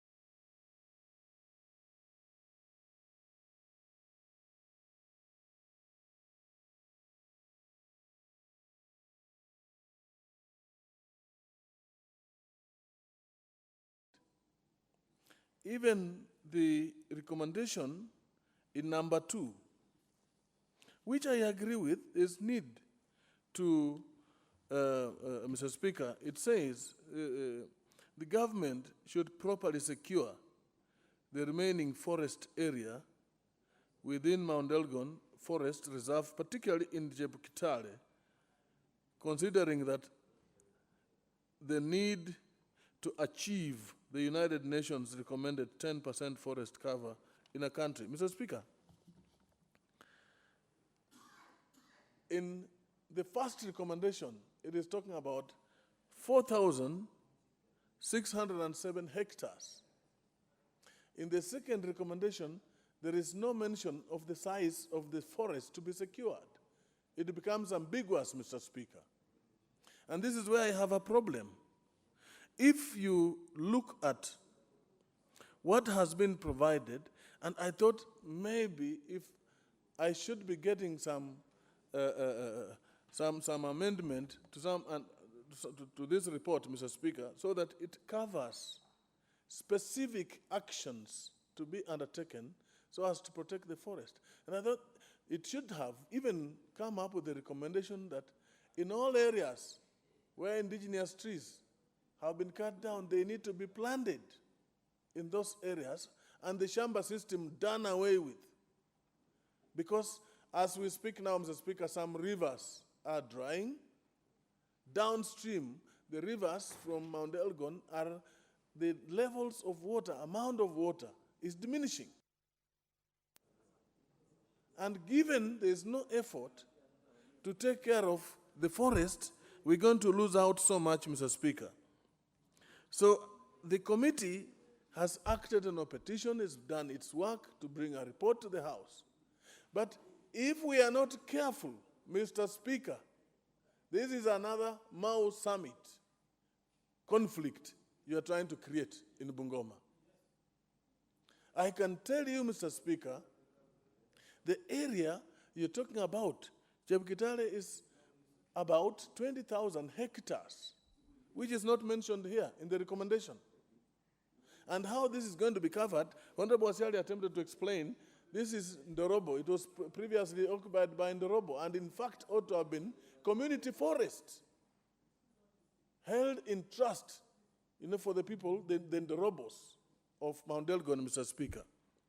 So you are not solving the problem by just degazetting it, because there are people called the Ndorobo there, and they are there as we speak. There are people living in that forest. You're not doing this for the support land defense forces, Mr. Speaker. The defense forces, support land forces, defense forces are also in the forest. And if you think by degazetting this you're solving the problem, you may even be aggravating it more. So, Mr. Speaker, I want to call for caution as we get into this. This is a very emotive issue, and particularly for the communities in Mount Elgon. Unfortunately, my brother, Honorable Kapondi, is not here. But this is a matter which is very sensitive, and we must be alive to that fact, that if we are not careful, we're going to create another Mao summit. Mr. Speaker, Jebukitale was lawfully held as trust land by Bungoma County Council since independence on behalf of the Ogegi or Dorobo community. And it needs to be noted that Jebukitale unregistered community land, and therefore ought to have been held as trust land, in trust of the people, the Ndorobos themselves. Changing it is also going to cause problems because the Ndorobos are there, and you cannot take them out of the forest. If you want to hold it in trust, yes, provide alternative. Because measures that we are putting in place, to solve the problem may lead us to not solving the problem. This is, Mr. Speaker, in fact, it is, this is provided in Article 63(2) of the Constitution of Kenya. This community land ought to have been vested, as Ogig community land. I'm not a member of that community, but as a major stakeholder in Bungoma, I am aware there is bound to be a problem unless this matter is handled properly. There is also bound to be a problem of deforestation. The forest that has been destroyed, which is not mentioned here, thousands and thousands of hectares through the Shamba system has been destroyed. So, Mr. Speaker, there should be clear demarcation of boundaries between Mount Elgon gazetted forest and the Jepkitali community land. Unless this is provided for, you still must expect that there's going to be conflict between the communities, the forest, and the general population in Bungoma, Mr. Speaker. The county government, in whose, where Jepkitali land falls, pursuant to section 12 and 13, 3D of the Community Land Act, number 27 of 2016, should facilitate proper and sustainable management of the land with the Ogig community involvement. They have to be involved in this. So, Mr. Speaker, Honorable Ofurami, your space is gone, but I'm sure you clearly made your point. No, Honorable Ofurami, you may not get that 1 minute, because if I give you 1 minute, Honorable Ole Sankok, who is next, would also ask for a minute. Honorable Ofurami, if let's give him 30 seconds to finish that bit. 1 minute, Honorable Ofurami. I don't know why you said you are a serious stakeholder in Bungoma, but anyway, please. Why do you want to doubt that, Mr. Speaker? I have not doubted, Honorable Ofurami. Mr. Speaker, I am, of course, the point I'm driving at is as a leadership. The people in Mount Elgon, those Dorobo, ought to have been involved, and it should be acknowledged that this is a matter that touches on the Constitution, it touches on existing law. These recommendations are good, yes, but given the need to involve the others and other stakeholders, Mr. Speaker, and which I recognize, I would like to state that I will be introducing at some point amendments to this report so that it captures the spirit to ensure, first, we protect the interest of the community. Second, to ensure that also the Constitution is respected. With those few remarks, otherwise, Mr. Speaker, I support the attempt to resolve the dispute in Mount Elgon, Bungoma County. I thank you, Mr. Honorable Ole Sankok. Thank you very much, Honorable Speaker, to allow me to speak in such a very important matter in this House. Honorable Speaker, and from the onset, I oppose this particular report. And there is no way our government, in fact, for the first time, I'm ashamed to be a member of the Jubilee administration. Because there is no way, Honorable Speaker, we can have all these problems of drought all the way from the north to the south, all the way from the east to the west of our country, and the same government which is supposed to be protecting this forest is now purporting to bring petitions to petition this House to degazette part of the forest in the name that Ndorobos have always been living and Ogek inside the forest. If they have been living inside the forest, why degazette it in the first place? Let them live in the forest when it is still a forest. It is another way of the government trying to grab, because, Honorable Speaker, the government have become the highest grabber of our forest. If it is not because of the government, we will not be fighting in Mao. Because of the government, that is why there is problems of deforestation in this country. Because of the same government, Honorable Speaker, our forest cover is now at 1.7% against the required 10% forest cover for us to be at least at minimum, comfortable, Honorable Speaker. Honorable Speaker, it is because of this government that have encouraged into Mau Forest, that have made people follow the government into Mau Forest, Honorable Speaker. Honorable Speaker, if there was no roads in Mau Forest, no citizen of this country can buy land in Mau Forest because they will know it is automatic, it is a forest. The government must first of all explain how schools, government schools, sponsored by CDF, sponsored by the government, are found inside Mau Forest. The government must first of all explain how teachers, duly paid by government, TSC teachers, are teaching in Mau Forest. And I doubt if monkeys need some lessons or some classes, Honorable Speaker. Honorable Speaker, the government must first of all explain before bringing any petition of grabbing another forest how chiefs are inside Mau Forest, how electricity was connected into our forest before they bring any petition of alienating part of our forest, Honorable Speaker. Honorable Speaker, the drought that we are facing, our people are dying, Honorable Speaker. We are beggars, literally, in 80% of our land mass, Honorable Speaker, of the arid and semi-arid areas, Honorable Speaker. Honorable Speaker, we are tired as pastoralists from borrowing and begging from the government and from other quarters, Honorable Speaker. Honorable Speaker, the highest job now for Red Cross is to feed some of our masses due to failed rains, Honorable Speaker, due to deforestation, Honorable Speaker. We are tired, Honorable Speaker, of having individuals, including people like Akode, donating foodstuff to people who can be self-reliant if our forest cover was at minimum 10%. We are at 1.7%, and they want to grab to take us where? To take us to 0%, Honorable Speaker. We cannot allow this House must stand its own feet and reject this report and not allow the government at any instant to grab an inch of any forest. If anything, we will urge the government to come up with ways of increasing our forest cover, including planting trees in all our public institutions, including schools, including chief camps, including health centers, road reserve, riparian areas. Let the government plant more trees to increase our forest cover, but not grab even an inch of our forest.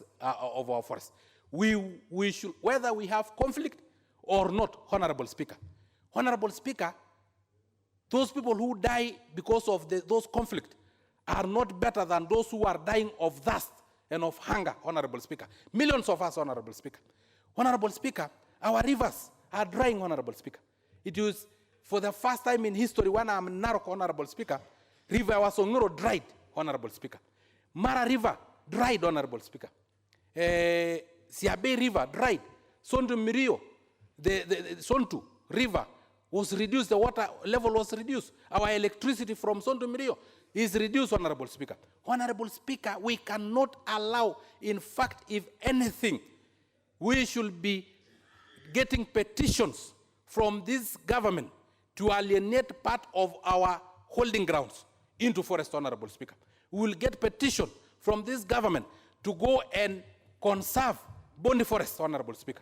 We will be getting petition of the government asking for funds from this House to allocate to fencing of Mau Forest, fencing of Mount Elgon Forest, fencing of Boni Forest, and other forests, Honorable Speaker.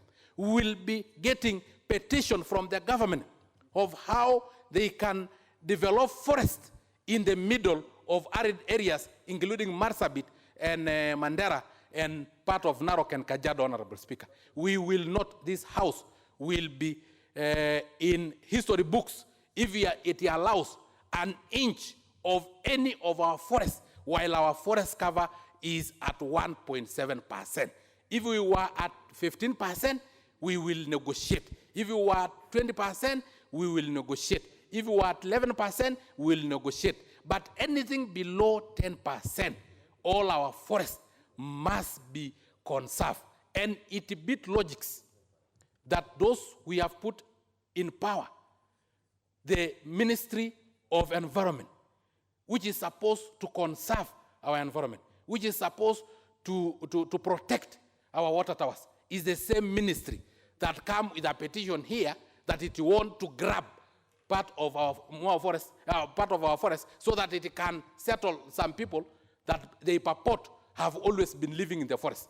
If Ogieks are expert in living in the forest, let the forest remain and let the Ogiek live there. But I still repeat my statement that our forests are for monkeys, animals, and not human beings. Human beings, we only need 10% of our land mass. That translates to, Honorable Speaker, 14 million acres. All the rest, 126 million acres of the land mass of Kenya is for human settlement. Please, mutosheke na hiyo. Wacheni musitu, in quotes, Honorable Speaker. Order. Honorable Speaker, sorry. It was in quotes. So, Honorable Speaker. It cannot be in quotes, Honorable Sakok. Don't try to circumvent. Sorry, Honorable Speaker. Sorry, Honorable Speaker. Honorable Speaker, so as I finish, Honorable Speaker, Honorable Speaker, we need to conserve our forests. And the least we expect from the Ministry of Environment is not to grab part of the forest, but to tell us how we can conserve the forest. I urge this House to stand in the right side of history, because we will be judged in future if we allow an inch of our forest to be grabbed. As a resident of Narok, Honorable Speaker, I have faced dramatic drought. I have seen people dying. I have seen animals dying. I have seen even our tourism almost collapsing, Honorable Speaker. I have seen children suffering from communicable diseases because of dirty water, Honorable Speaker. Long are the days when we used to drink clean water from springs, Honorable Speaker. Honorable Speaker, this country must go back to where it was in terms of environment in the 1980s. It must go back there. It cannot go back there when it is the government that wants to grab our forests. The government must stop grabbing our forests. Honorable Speaker, with those very many remarks, I oppose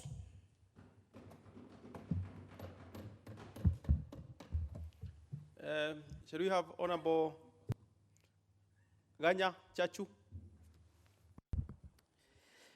Thank you, Mr. Speaker, for this opportunity to support this motion, which is on the consideration of a petition by the executive regarding the violations of the boundaries of Mount Elgon Forest Reserve.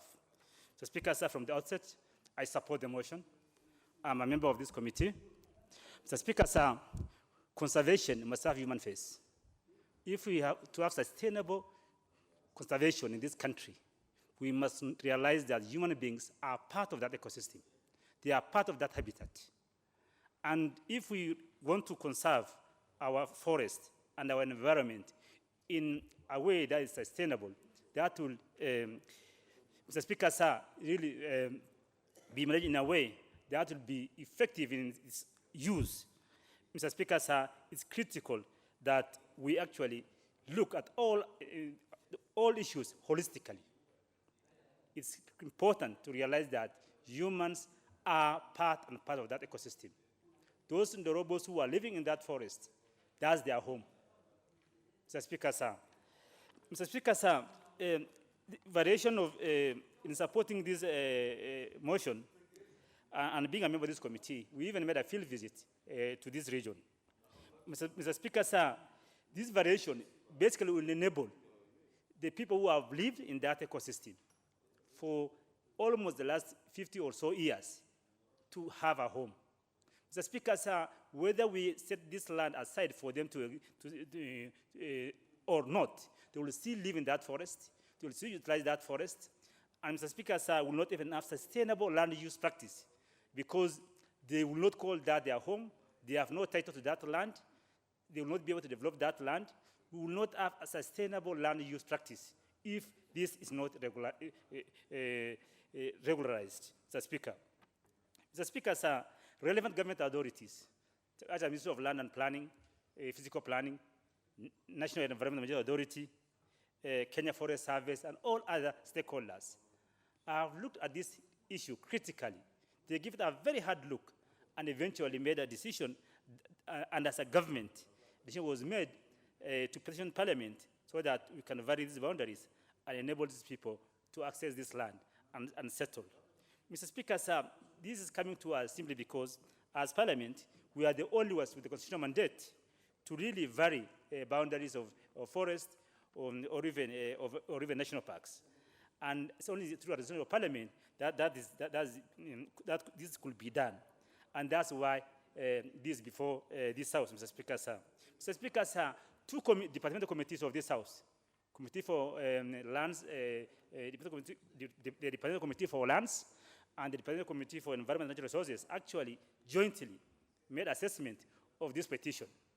And we all concurred that there is a need to agree with the government on their request for this petition. And if you look at our report, we are all in agreement. There isn't any single dissenting view.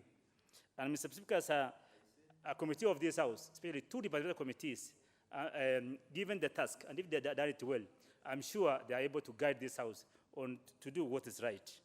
Mr. Speaker, sir, environmental impact assessment was done, and in setting this land apart, or in varying the boundaries of Mount Elgon Forest Reserve, it will not have any degrading impact on the ecosystem and the ecology of that environment. Mr. Speaker, sir, more than that, we do feel that if this is done well and people are settled and we are able to conserve the rest of the forest, then we will have a very good land use system in place. We will be able to conserve the water towers and the entire ecosystem of Mount Elgon Forest, and people will be able now to leave the forest and live, Mr. Speaker, sir, where they have been given the land. Mr. Speaker, sir, we also have to appreciate that this particular petition is from the executive. It's actually from the executive arm of our government. And they are the ones who are saying, look, it is time we vary these boundaries and give these quotas, or these people who are living in this land for the last 50 years or so, a space and a home, so that they are able to use that land effectively, knowing that it's theirs. Once they have the titles, they will be able to develop it, and Mr. Speaker, sir, make a good use of it and boost the local economy and the entire economy of Bungoma County. Mr. Speaker, sir, from our consideration, it will not have any impact, negative impact, on the entire ecosystem of Mount Elgon Forest Reserve or the entire biodiversity. This has been done by Kenya Forest Service by doing a very elaborate environmental and social impact assessment. But Mr. Speaker, sir, having said that, the issue is the implementation. We may pass a resolution in this House, as we have done in the past. I still remember, Mr. Speaker, sir, in the last Parliament, in the 11th Parliament, we passed a resolution here, and the same Committee of Environment and Natural Resources, of which I was a member even then, we passed a resolution to enable Bangale and Bambala Forest Reserve in Tana River County to be set aside so that people could be, actually not set aside, but actually to enable people who have lived there all these years to own the land. And that was a resolution that was passed in this House. 5 years, 4 years or so down the road, nothing has been implemented. It's as if we debate in vain, we pass a resolution in vain, and then this is a constitutional mandate that you have been given to this House. So, Mr. Speaker, sir, we may even pass this resolution today, but 5 years down the road, maybe nothing will be implemented. This could be different because this came from executive. Maybe it's in their interest to implement this particular one, but the ones that were actually brought by people to us, where resolution was passed in this House, I can tell you for sure, to date, we are being told by members of Parliament from those counties that it's yet to be implemented. So at times you wonder why even we pass resolutions if it's not acted upon by the executive. But I think that's something for the implementation committee of this House to ensure that whatever we have passed in this House is not in vain and is implemented. So, Speaker, as I conclude, I do hope that once the House decides one way or the other on this, and I hope they'll agree with the two joint committees and pass this resolution positively, I hope it will be implemented. And these poor people, these Dorobos who have lived there for all these years, will have a place to call home. I support the motion, Mr. Speaker. Before I get to my left, let's have the Honorable Deputy Speaker.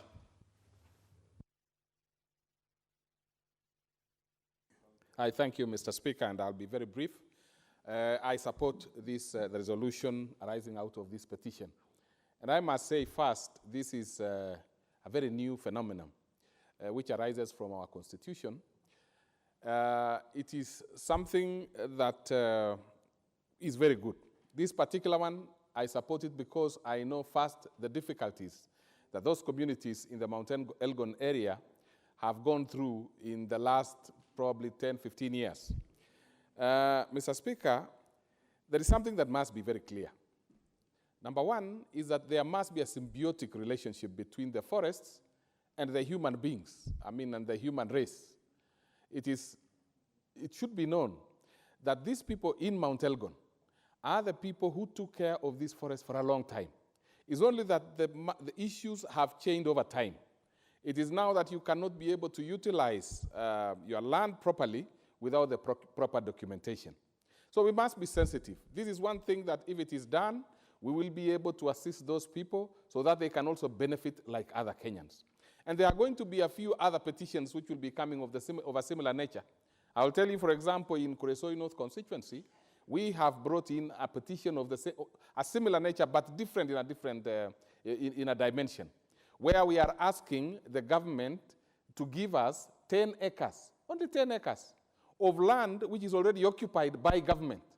The petitioners are petitioning the Ministry of Environment to help them degazette 10 acres of a land that is already occupied by government itself. So it's government to government. So when I see members, like for example, I saw nominee 001 vehemently opposing and saying that government is grabbing, well, I thought it was a bit insensitive. Where he comes from, for example, he would be very happy to say, let's take care of Mau. And if you go to his land, he has absolutely no tree that he has planted, not a single one. Now, this is what we are saying, Mr. Speaker. We must learn to be honest with each other. Everybody must participate in conservation of forest. It should not be left to some specific communities or areas. It cannot be left to the people of Mount Elgon to take care of forest on behalf of the rest of us. I'm not sure, Honorable, from you want to. What is the intervention for? You look quite agitated. Mr. Speaker, nobody can believe that the member, the Honorable Deputy Speaker is referring to, has never planted a tree. Imagine. Never planted a tree, Mr. Speaker. I have been to his home, yes, and I have seen trees. He has planted trees on his land, Mr. Speaker. Honorable, if you saw trees, you can't be sure he's the one who planted. He planted the trees, Mr. Speaker. I have no reason at all to have a problem with a very senior member of this House. And I know the truth. He has actually been to a place called Osim, or Nosim for that matter, where my good colleague here lives. And I have been there myself. And I am a conservator. I know about trees. I have lived inside forest. I know trees that are planted and those who grow which grow on their own. I know what my honorable colleague has done is to actually build a house on top of a tree, utilizing trees. It is a benefit that he gets by using a tree that has grown over a long period of time, and he built a honeymoon house up there using the tree. And that is exactly what I am saying, that we must be able to benefit from the trees so that as human beings, we are also tempted to protect that particular tree. So when Honorable Wamunyinyi says he's been there, I have been there myself and ate some very, very nice meat in his house. And he's my friend, and he knows it. And we have been very close. And when I say that he has not planted trees, I know what I am saying. What I know is that in his compound, there are some trees that grew, and he has been able to manage them, but he did not plant them. So what I'm just saying, and on a more serious note now, Mr. Speaker, what I'm just saying is that forest must be able to be of use to human being in terms of when you conserve, you know there is some benefit. Where I come from, which is Kuresoi North, we plant trees, and therefore it's as good as our cash crop. So we harvest them when they are mature. Otherwise, they will be destroyed. They'll go for nothing. So we harvest. Unfortunately, most of the time, it is not the locals who harvest those trees. The licenses are given to people who are from distant areas. But that is not a story for today. That's for another day. What I'm saying today is that these people of Mount Elgon have suffered in a long time. And my good friend, Honorable Amunyinyi, knows that in those particular areas, there have been even security issues. You remember there is one time that there had to be deployment of military, not police, military personnel to go and take care of them, and yet it is about conservation of their own land, which they have conserved over a long period of time, which they have been able to manage, and therefore we should allow them to enjoy the benefits and toil of their sweat. This is even biblical. Even for nothing else, it is biblical. When you plant something, you harvest it. It is in the Bible.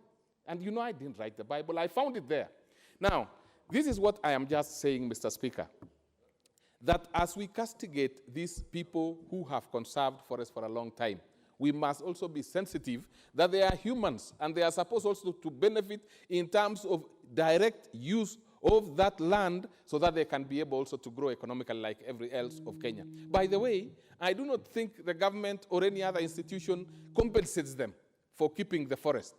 You know, a government like Kenya can be compensated by being given something called carbon credit. But carbon credit has not gone to individual farmers and individual human beings who live in those forests. These are things that we need to consider. These are things we need to consider so that when I have land, like I have some land myself, I am given an opportunity to plant trees for taking care of this environment on behalf of the humanity. That is what is critical. So what I'm just saying, and I'm very happy that these people, and by the way, this is a government, this is the Ministry of Environment, this is the government, this is executive saying, I think these citizens of ours deserve this. I think that is a very key thing. It's good. It's a constitutional phenomenon that came out of the 2010 constitution. And therefore, they have taken that advantage. As in Kuresoi, we were not very greedy. We decided, and we were asked, is 10 acres going to be sufficient? We said we don't need more. 19 acres has been cleared. Government is already occupying it. We don't want the entire 19 acres. We want actually to help government plant 9 acres. But we don't want to use another amount from government to go and buy land far from where it is. It is in a town called Kuresoi. We want to build a DO's office. We want to build DC's office. We want to build county offices. We want to build agriculture offices, and in only 10 acres. And somebody will come here and say, no, never, don't give them. And yet, we are not even the ones who participated in clearing that particular forest. So that is why I'm saying what these people have done is good. What the people of Kuresoi have done is very good. By not asking for 1,000 acres to settle even some of the other people who are landless. We have said first, before even we go to the settlement issues that we need to consider, let us first take advantage and have government come closer to the people so that we can be able to speak to government and tell them, look, there is something more we require. So those are the kind of things that we are saying are good, and it's good. So I beg to wind up my contribution on this and beseech members that kindly allow the Mount Elgon people of very small, of a very small community, the Ogiek, very few people. Let them benefit. Let us utilize it. We want to get to 15%. By stopping the Mount Elgon people from utilizing that small land, it does not give us the percentage that we require. We would probably be taking, I do not even know what kind of decimal to use, an extremely negligible decimal. Let us see ways of trying to conserve environment. We want this environment to benefit human beings, and therefore we want to plant trees. We want to see those areas that are supposed to be conserved, we conserve them, but those ones which the human beings are supposed to utilize, let them benefit from it. I thank you, Mr. Speaker. Thank you very much. Very well. Let's have Honorable Mabonga Mwambu.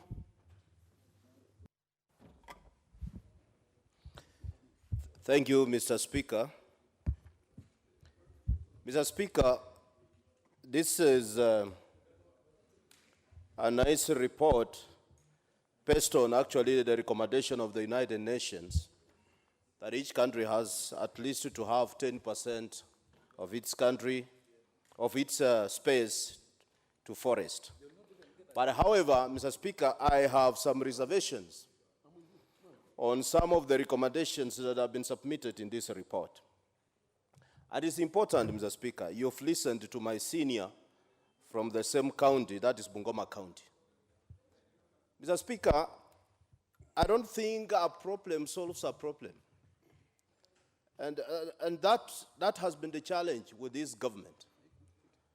Because the government is very quick to molest its own people without even proper plans in place. I am a resident of Bungoma County, Mr. Speaker, where Mount Elgon is. And Mr. Speaker, I've looked at the report very keenly, and you can see very clear dissenting voices from the local community. In Mount Elgon, as far as I'm concerned, Mr. Speaker, if you resettle or you allow one community to stay or to remain in the forest, you realize they're calling the forest their ancestral land. And at the same time, a portion of other community, you are displacing them, you are bringing conflict, Mr. Speaker. So it's important, before the government thinks of recovering the forest space that they want to recover, Mr. Speaker, they need to have a proper implementation plan. And if anything, if the government is serious to acquire the 10%, they know very well, Mr. Speaker, where the forest was by the time of independence. Interestingly, people even who have issued title deeds to today, Mr. Speaker, you will be surprised to find them in the office with the promotions. So, Mr. Speaker, this one raises a lot of reservations. It's our duty, Mr. Speaker, that before we begin actually to move people out of the forest, we need to know the acreage that the committee is talking about. How many people are going to be affected? We don't want to see the same scenario, Mr. Speaker, like the Mau forest that we are seeing today. Children are crying on the road, and the same government is watching. Schools are being brought down. The same government that used the money is watching. So which kind of investment are we doing? So, Mr. Speaker, the best thing they could have done as a committee, they need to come here and tell us actually how many forest acreage are they going to recover, and from there, what percentage is it going to contribute to the 10% that they want? And lastly, Mr. Speaker, they need to tell us where they're going to take these people. Or else in Mount Elgon, Mr. Speaker, as I said before, if you settle one community and leave the other community in the forest, you are creating a problem, Mr. Speaker. And being a neighbor to Mount Elgon, I know the problem will definitely spill even to my constituents. So, Mr. Speaker, I have a lot of reservation on this. Yes, we need to reserve and at least conserve our water towers like Mount Elgon. It's very important. But the government must take its responsibility by ensuring that the people who are in the forest are resettled, Mr. Speaker. We don't want to sit here, Mr. Speaker, and see Kenyan children suffering on the road just because the government wants to implement its policies. Mr. Speaker, another thing I've realized that in most of the things that are happening today, many directives are being issued by the Cabinet Secretary in charge of various ministries or departments. But interestingly, Mr. Speaker, some things or reports comes here, we discuss, but there is no proper follow-up of what they're doing. We don't see a proper monitoring policy of whatever that they're implementing. Because like today, we could be seeing at least in Mau Forest, we've recovered this. This has increased the percentage up to this level. So as we move to the next water tower or to the next forest cover, this is what we're going to achieve. It's not clear anywhere. That is why even when you ask of the acreage, they will point one place and the other place they leave it empty, Mr. Speaker. Mr. Speaker, this forest, when the Speaker says actually, the Deputy Speaker has said to the member of Krusoi, that indeed there are people who have been in charge of this forest. That one I agree. And they have even raised their voice in this submission that that land is their ancestral land. Where are you going to take these people? before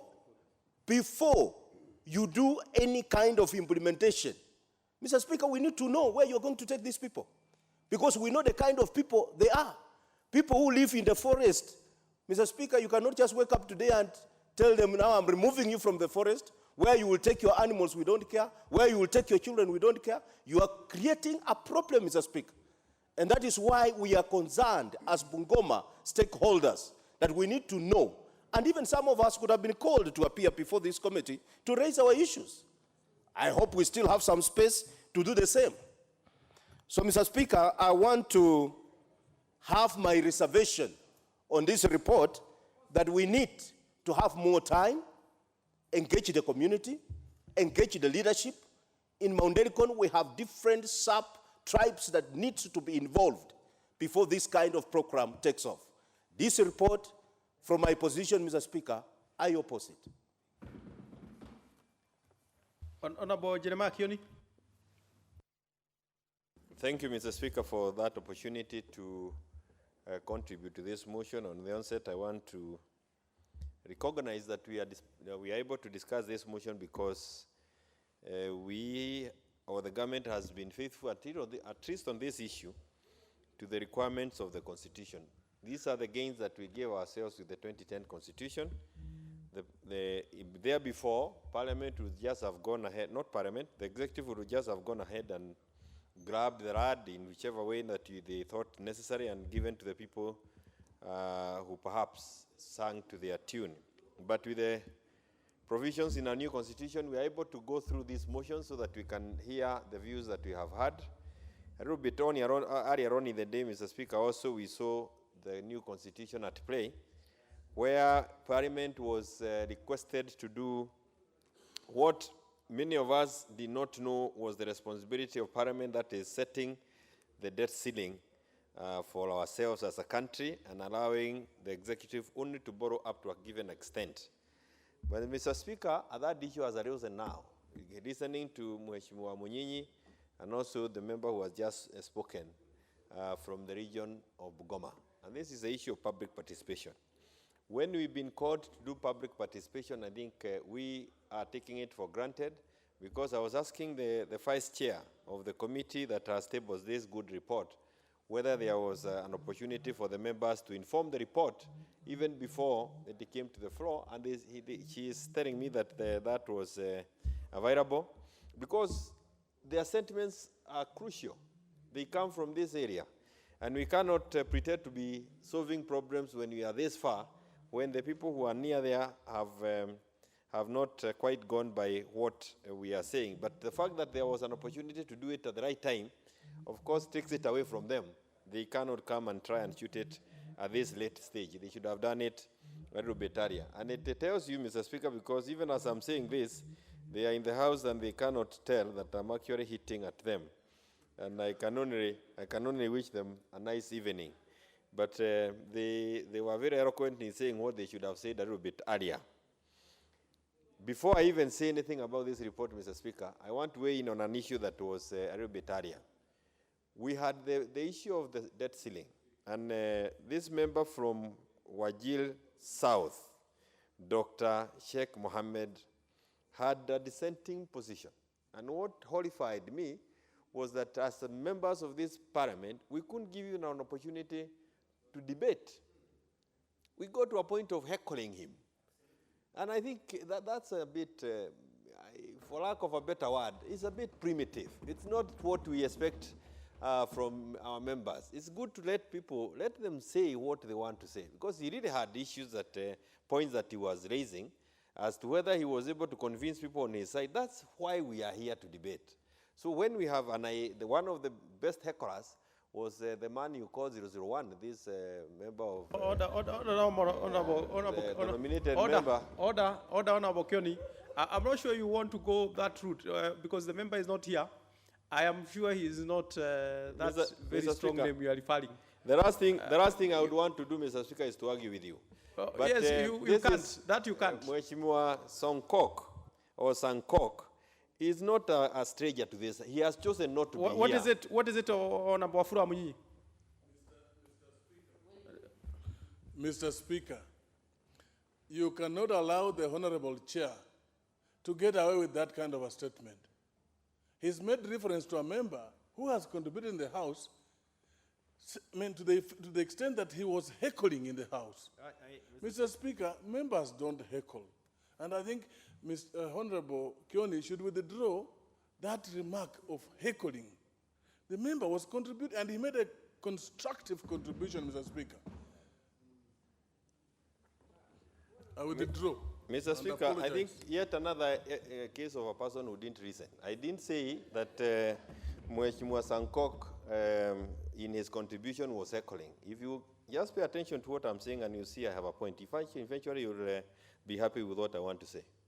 Mr. Speaker, let me just... Yes, very well, Honorable Kioni, don't take that tangent. I'm sure you are moving away from that tangent. Yes, I am. By saying this, Mr. Speaker, that when we have different views from what perhaps is popular on the floor, our colleagues should be careful not to heckle or to shout you down. Because just a few minutes ago, the nominated member, Sankok, opposed this motion. Just like Sheikh had opposed earlier. But he wasn't heckled. That's the point I'm making. Mheshimiwa Munyinyi made very good reservations about the report. He was not heckled. What I'm unhappy about is the way we heckled that member. And he was very eloquent, making some very useful points. And Kenyans want to hear both sides of the divide. Parliament is about debating. It is not about whipping people emotionally to one side. I don't even need to bother to talk about this. In any case, I know what I wanted to say. Mheshimiwa Charles Kironso will say it. We were with him in Mount Elgon during 10th Parliament. This is a very old issue. And if it is not giving a solution to the problem we identified then there is a problem. But I want to say this as I conclude. The Kenya Forest Management, whatever they are calling themselves, is Kenya, this is, what do you call this board? The board that manages the forest. It is not to deny us an opportunity to live in this world. It is to manage the environment so that we also benefit from the forest that is there.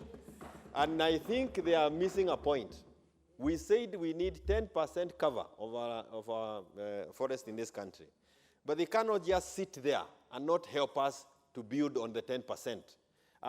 They tell us what we should do when we want to cut a piece of the forest so that people can be accommodated. They should also be able to account for what have they done to even conserve these endangered species, to ensure that the forest cover is being increased. When you drive from Nairobi, when you drive from Nairobi towards Nyeri, Mount Kenya region, you will see a lot of land now is covered by tree, and people are under that forest. Before it was clean shaven. But we can see people planting trees, so there is forest cover in areas that are settled, and this forest cover cannot only be in the forest.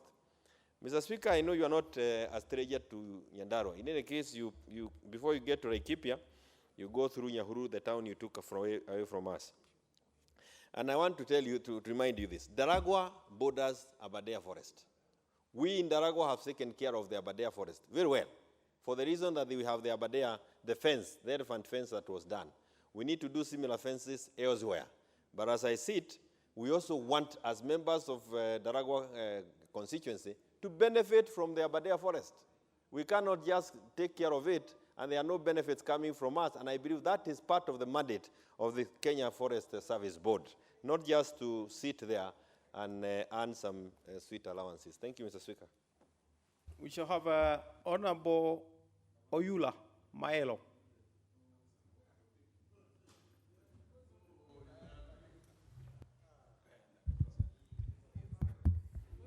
Thank you, Honorable Speaker, for giving me this chance to contribute to this report. Mr. Speaker, I want to start by saying that I support this report. Mr. Speaker, although I would not encourage deforestation of our forests, there are circumstances that contribute to such issues that are presented in this report. Mr. Speaker, we know very well that we have had a lot of fights between the two clans mentioned in this report in Mount Elgon Forest. Mr. Speaker, insecurity in Mount Elgon has been very high, and it is there because of land, the settlement of the squatters. These squatters have stayed in the forest without any title to the land. So it's only fair, Mr. Speaker, to listen to their cries and give them the opportunity to own land. It is because of this, they have already stayed in that land and have done a lot of deforestation. So whatever comes up, Mr. Speaker, it's obvious that they must be settled.